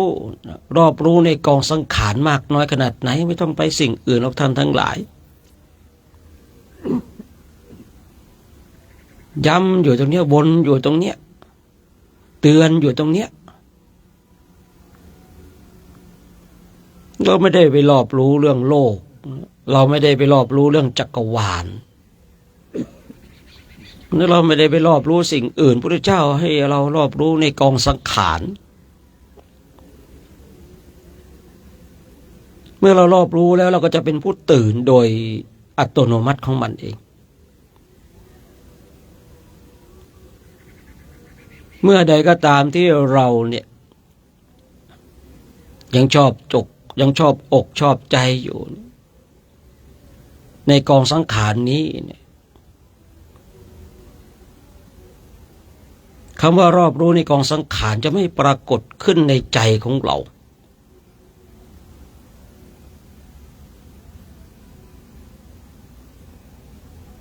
รู้ภายนอกก็ยังไม่อัศจรรย์เท่ารู้ภายในรู้เรื่องจักรวาลก็ยังไม่อัศจรรย์เท่ารอบรู้ในกองสังขารเนี่ยคนอื่นๆอาจจะชมว่าโอ้โหท่านนี้เก่งเหลือเกินเก่งประวัติศาสตร์มีความจำเป็นเลิศนะรู้เรื่องจักรวาลนู้นจักรวาลนี้เนี่ยรู้แบบนั้นน่ะมันไม่พ้นนรกนะรู้แบบนั้นไม่ใช่นำพายเราออกจากกองทุกข์ได้มันต้องรอบรู้กองสังขารของเรานี่ยิ่งเราเป็นนักบวชในขอบเขตของพระพุทธศาสนาแล้วเนี่ยมันจะต้องชัดเจนทั้งหลาย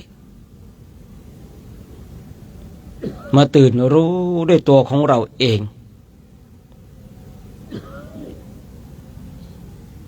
ไม่มีใครทำให้เราตื่นรู้ได้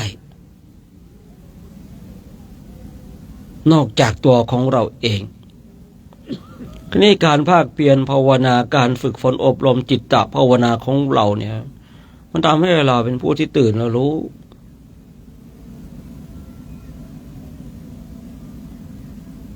เพราะอะไรเรามารู้เนี่ยรู้อะไรรู้ในกองสังขารรู้เข้าใจชัดเจนเมื่อเรารอบรู้แล้วความสิ้นสงสัยมันก็จะหายไป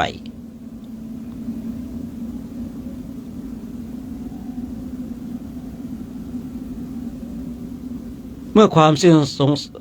นสงสัยหายไปมันจะหมดความสงสัยนะไม่ได้สงสัยในคุณของพระรัตนตรัยเลย แล้วก็ไม่สงสัยเลยว่าอากับกิริยาของบุคคลนี้เนี่ยนั่นกายภายนอกใจของท่านสงบแต่เราก็เคยได้ยินว่ากายสงบใจมันต้องสงบใจสงบกายต้องสงบคือคำพูดนี้ก็ถูกต้องแต่ใช้ได้ไม่ทั้งหมดนะแม้แต่ผมเองผมก็เคยพูดแต่บางอย่างเราต้องเข้าใจว่าที่ผมเคยพูดเคยคุยว่าถ้ากายไม่สงบใจมันจะสงบได้อย่างไรนี่คือคนโดยส่วนมากเนี่ยบางทีก็พูดไม่หมดแต่ส่วนน้อยก็มีนะกายไม่สงบแต่ใจสงบเนี่ยมีเหมือนกันแต่มันมีส่วนน้อยบางสิ่งบางอย่างก็พูดโดยภาพรวมของคนส่วนมากคือมันเป็นไปได้ทุกสิ่งทุกอย่างในการฝึกฝนอบรมจิตตภาวนาจะทำให้เราเข้าใจในความเป็นจริงก่อนที่เราจะเข้าใจสิ่งที่เป็นภายนอกมาเข้าใจในกองสังขารของเราก่อนชัดเจนท่านทั้งหลายเราจะเก่งอัศจรรย์เหาะเหินเดินอากาศรู้จิตรู้ใจหูทิพตาทิพคนทั้งหลายอาจจะมายกย่องชมเชยว่าเก่งเหลือเกินแต่ถ้าเก่งแบบนี้แล้วยังไม่สามารถทำลายกิเลสทั้งหลายได้มันเก่งไม่จริงนั่นทั้งหลายมันเก่งเหมือนกันเก่งแบบปุถุชนยกย่องปุถุชนก็จะชอบคนที่แสดงฤทธิ์แสดงเดชมีหูทิพตาทิพ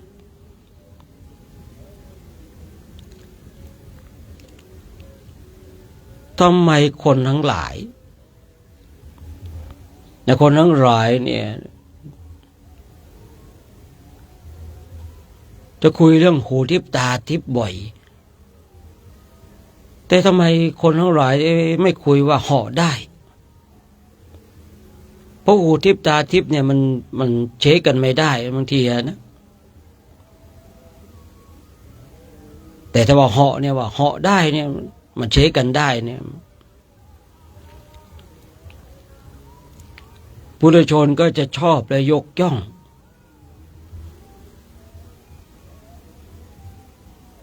แต่ผู้ที่เข้าใจเนี่ยว่าพระเจ้าของเราเองก็เคยพูดนะสิ่งเหล่านี้ไม่ได้น่าอัศจรรย์เลย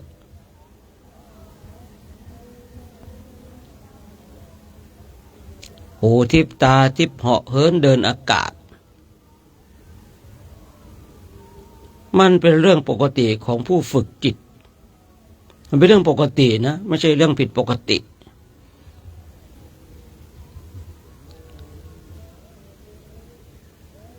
แต่ความอัศจรรย์เนี่ยที่แท้จริงคืออะไรทำลายกิเลสที่มานอนเนื่องอยู่จิตตสันดานของเราเนี่ยถ้าเราจะฝึกฝนอบรมจิตตภาวนาเพื่อให้ได้หูทิพตาทิพเหาะเหินเดินอากาศได้เนี่ยมันไม่เหลือวิสัยของท่านทั้งหลายแต่มันไม่ใช่ทางพ้นทุกข์เนี่ยสิถามว่าเราฝึกฝนอบรมได้มาดีไหมก็ดีแต่ว่ามันไม่ได้ดีถึงที่สุดดีถึงที่สุดคือทำลายกิเลสทั้งหลายอันนี้ดีถึงที่สุดละสมบัติของพระเจ้าจักรพรรดิยังไม่เทียบเท่ากับความเป็นพระโสดาบันโอ้นี่ชัดเจนเลยเนาะปุถุชนก็ต้องการสมบัติของพระเจ้าจักรพรรดิแต่พระอริยเจ้าตั้งแต่พระโสดาบันไปสมบัติของพระเจ้าจักรพรรดินั้นไม่มีค่าเลย ไอ้แค่ตรงนี้มันก็แตกต่างกันโดยสิ้นเชิงแล้วนี่หลายๆคนหลายๆท่านเนี่ยบางทีก็คิดไปฟุ้งซ่านไปปรุงแต่งไปว่าพระอรหันต์ต้องเป็นอย่างนั้นเป็นอย่างนี้มันพูดจากระโชกโคกห้ากอันนี้ไม่ใช่พระอรหันต์พระอรหันต์ไม่เป็นเช่นนี้เนี่ยผมเจอบ่อยๆนะคนที่พูดลักษณะเช่นนี้คนเหล่านี้น่ากลัว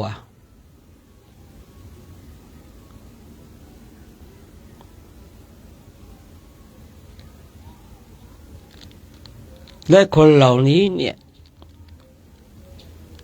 ภพภูมิที่ไปนะไม่ได้ไปสวรรค์อย่างแน่นอน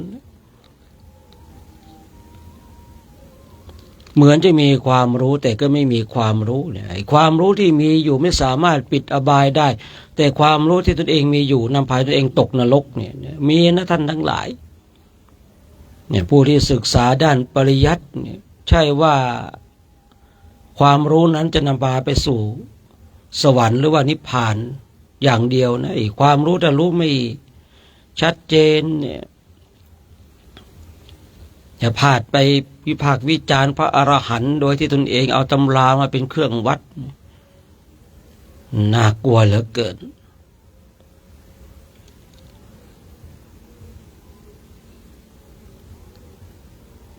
พระอรหันต์ต้องพูดจาไพเราะพระอรหันต์ไม่พูดคำหยาบเนี่ยผมพูดบ่อยๆในเรื่องนี้เพราะอะไรอยากจะเตือนสติ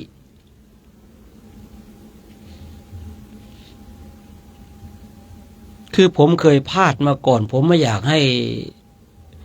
เราท่านทั้งหลายพลาดตามผมเพราะว่ากรรมวิบากตรงจุดนี้โอ้โหมันส่งผลรุนแรงนะคำพูดนี้ของผมเนี่ยว่า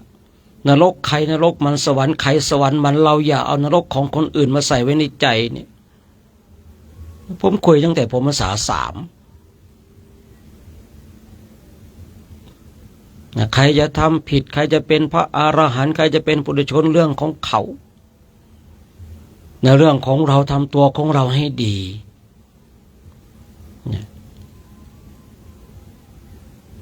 ใครเป็นพระอรหันต์แล้วก็สาธุการ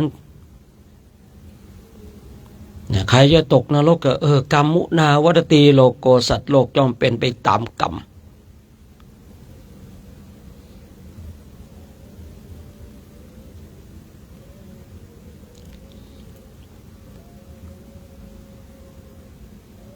ก่อนหน้านั้นแล้วก็พระอรหันต์ต้องเป็นอย่างนั้นต้องเป็นอย่างนี้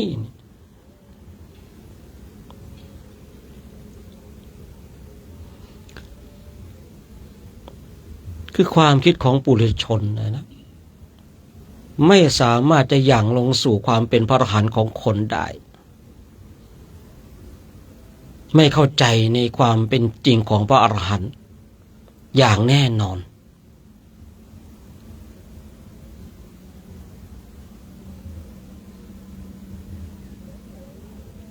ในเราฝึกฝนอบรมมาดูจิตดูใจของเราดีที่สุดมาชัดเจนมาชำนาญในจิตในใจของเราดีที่สุดวันนี้เราถูกความโลภความโกรธความหลงก็ครอบงำรู้รู้แล้วก็มาพยายามที่จะมาสะสางความโลภความโกรธความหลงเนี่ยน่าทำอย่างนี้จะดีกว่านะเอาเวลาที่จะไปวิพากษ์วิจารณ์ว่าองค์นั้นเป็นพระอรหันต์องค์นั้นยังเป็นปุถุชนองค์นั้นพูดไม่เพราะองค์นั้นมีวาจาหนุนนี่นั่นเสียเวลาเปล่าทั้งหลายเอาเวลาตรงนั้นมานั่งดูจิตดูใจเช็คจิตเช็คใจของตนเองจะดีกว่า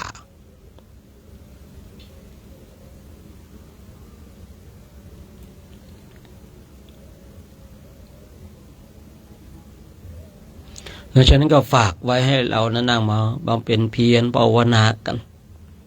นั่งดูจิตดูใจของเรากันเดี๋ยวผู้พูดเองยุติการใช้เสียงสักระยะหนึ่งเพื่อให้เราทั้งหลายได้นั่งบำเพ็ญเพียรภาวนากันจนกว่าจะได้เวลาในการแผ่เมตตานะ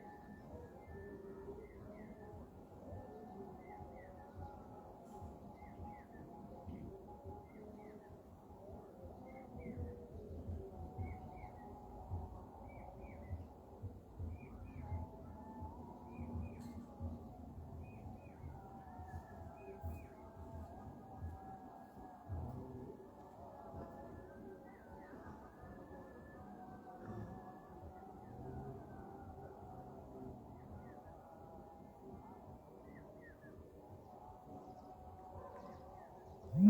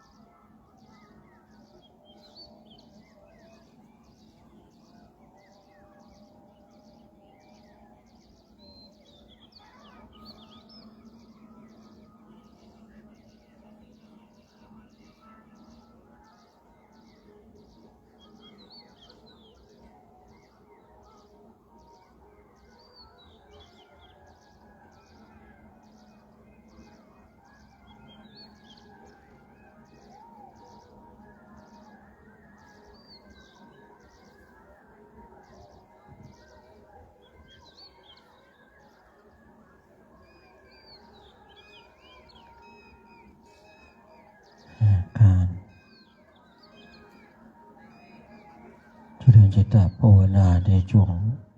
เช้านี้ก็สมควรแก่เวลานะให้เราท่านทั้งหลายทำความสึกตัวทั่วพร้อมน้อมจิตน้อมใจจิตที่เป็นบุญเป็นกุศลจะได้ร่วมกันแผ่เมตตากับสรรพสัตว์ทั้งหลายที่เป็นเพื่อนทุกข์เกิดแก่เจ็บตายของเราสัตว์ใดที่มีความทุกข์ขอให้พ้นจากทุกข์สัตว์ใดที่มีความสุขขอให้สุขยิ่งขึ้นไปนะ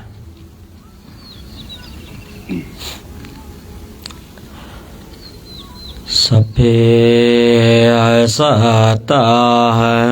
อาเวราโหนตุขอสัพพสัตว์ทั้งหลายทั้งปวงที่เป็นเพื่อนทุกข์เกิดแก่เจ็บตายด้วยกันทั้งหมดทั้งสิ้นจงเป็นสุขเถิดอย่าได้มีเวรต่อกันและกันเลยอาพยาปัชชาโหนตุจงเป็นสุขเถิดอย่าได้เบียดเบียนซึ่งกันและกันเลยอานิคาโหนตุจงเป็นสุขเถิดอย่าได้ความทุกข์กายทุกข์ใจเลยสุขีอัตตานังปริหะลันโตจงมีความสุขกายสุขใจรักษาตนให้รอดพ้นจากทุกข์โทษเวรภัยอันตรายทั้งปวงจงทุกตัวหน้าเถิดกาตังปุญญาภาลังไมหังสาเพภวันตุเตขอสัพพสัตว์ทั้งหลายเหล่านั้นจงเป็นผู้มีส่วนได้เสวยผลบุญที่ข้าพระเจ้าทั้งหลายได้บำเพ็ญแล้วนี้เถิด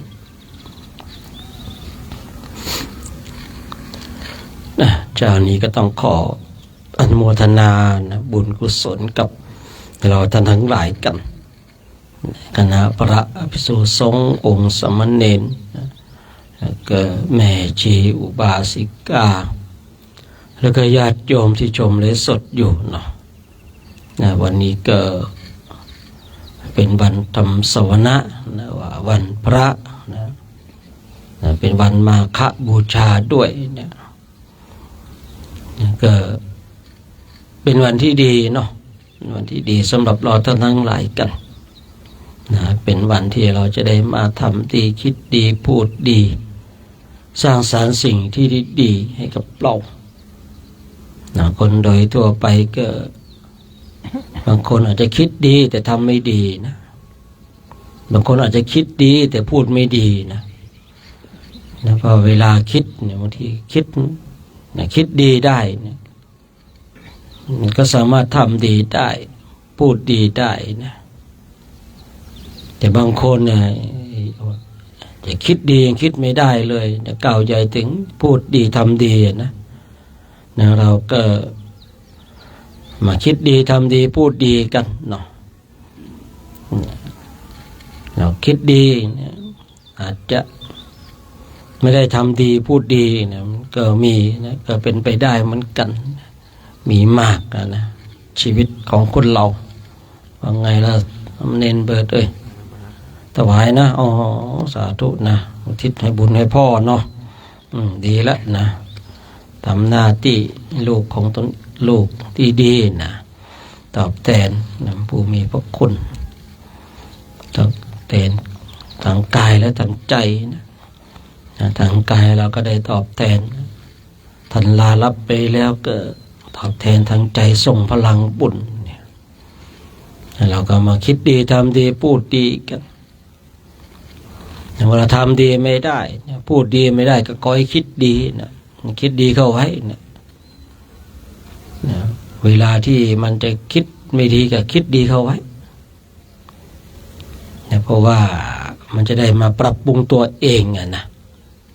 เพื่อตัวของเราเองนะไม่ได้เพื่อใครเลยนะท่านทั้งหลายการที่เราได้มาจาริกในประเทศอินเดียเช่นนี้ก็ถือว่า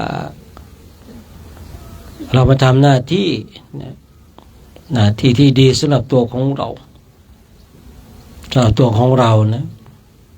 เนี่ยเรามาทำวัดสวดมนต์เจริญธรรมกรรมฐานกันเนี่ยเดินกันเนี่ยเราก็ต้องเดินต่อไปเนาะวันนี้ก็ต้องเดินวันนี้ก็ไกลนิดนึงนะเมื่อวานนั่งเช็คดูก็23 กิโลแล้วนะแต่ว่าตอนซ้อมเนี่ยซ้อมน้อยเนาะตอนเอาจริงเอามากเหลือเกินเนาะตอนซ้อม7 โล 8 โลเนี่ยนะก็ตอนซ้อมปกติตอนซ้อมเขาต้องแบบเอาแบบหนักนะตอนซ้อมเนี่ยเอาแบบหนักๆไปเลยนะแต่ของเราเนี่ยตอนซ้อมเนี่ยเอาน้อยเหลือเกิน11 กิโล12 กิโลนะเดินไม่กี่ก้าวก็ถึงแล้วนะ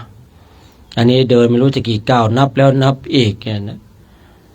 ใครมีโทรศัพท์ก็เช็คแล้วเช็คอีกเมื่อไหร่จะถึงนะเช็คจนไม่รู้จะเช็คยังไงก็ยังไม่ถึงนะก็ตอนซ้อมเบาเนาะตอนเอาจริงหนักมันก็เลยแย่หน่อยนะสำหรับบางรูปนะบางรูปก็เป็นเรื่องปกติฉะนั้นเราก็ว่ากันไปนะช่วงที่อยู่อินเดียเนี่ยเราก็ว่ากันไปอีกไม่กี่วันก็จะเข้าเนปาลแล้วนะตอนนี้เราก็มาทำวัดสวดมนต์เจริญธรรมกรรมฐานกันปีนี้ไฟอินเดียดีนะไม่ดับเหมือนกับทุกปีนะทุกปีเนี่ยไฟอินเดียเนี่ยเดี๋ยวก็ดับเดี๋ยวก็ดับ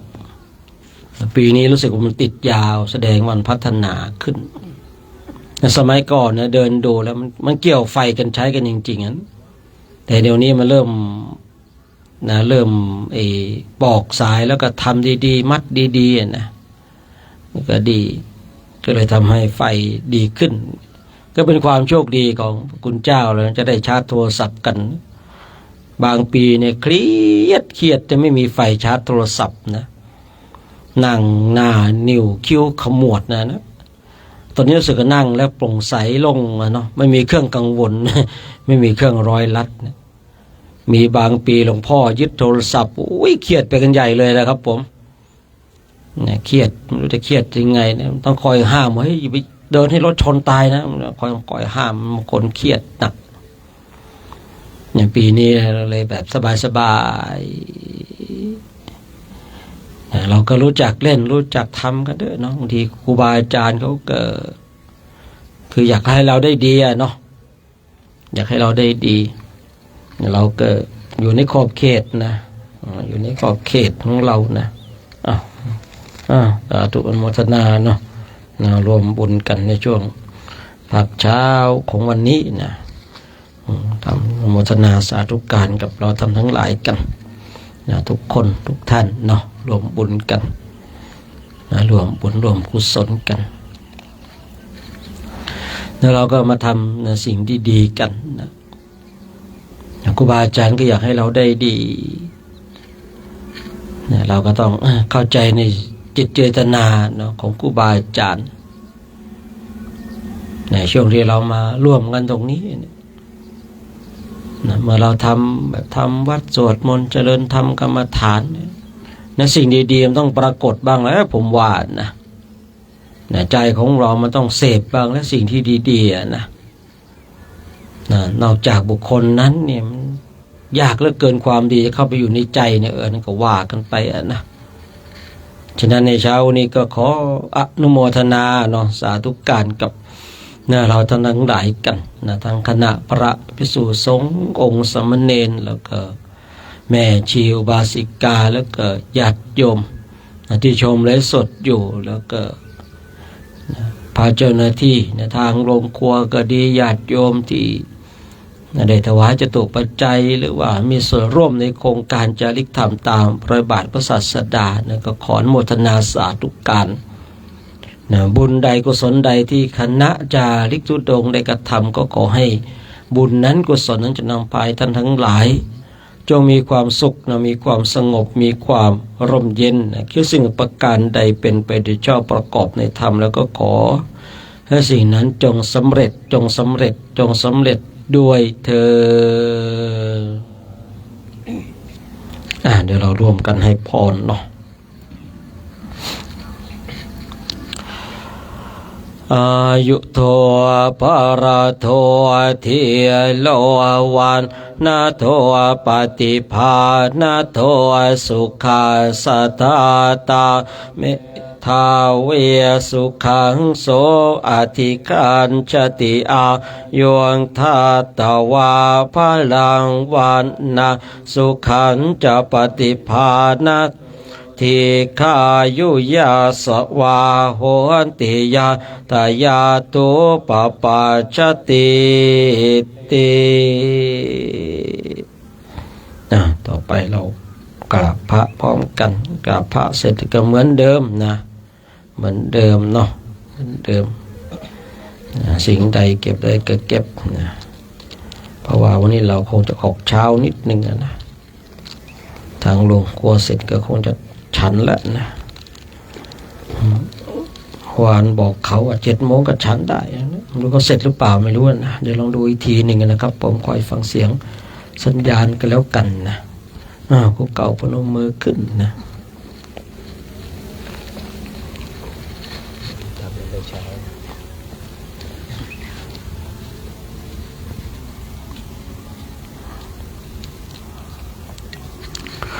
อะระหังสัมมาสัมพุทโธภควาพุทธังภควันตังอภิวาเทมิสวาคาโตภควตาธัมโมธัมมังนะมัสสามิโสปฏิปันโนภควโตสาวกสังโฆสังฆังนะมามิ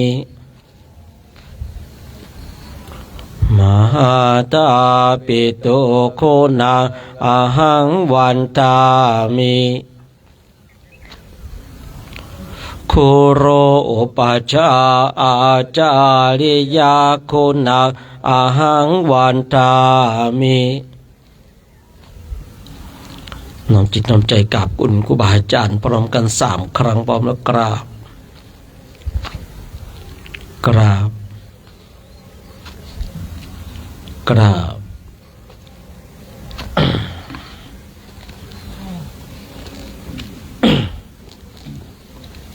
พระภิกษุสงฆ์พร้อมใจกันกราบอาจารย์โชคชัยพร้อมกันพร้อมแล้วกราบกราบกราบสาธุนะสมเด็จแม่ชีพร้อมแล้วกราบกราบกราบครับนิมนต์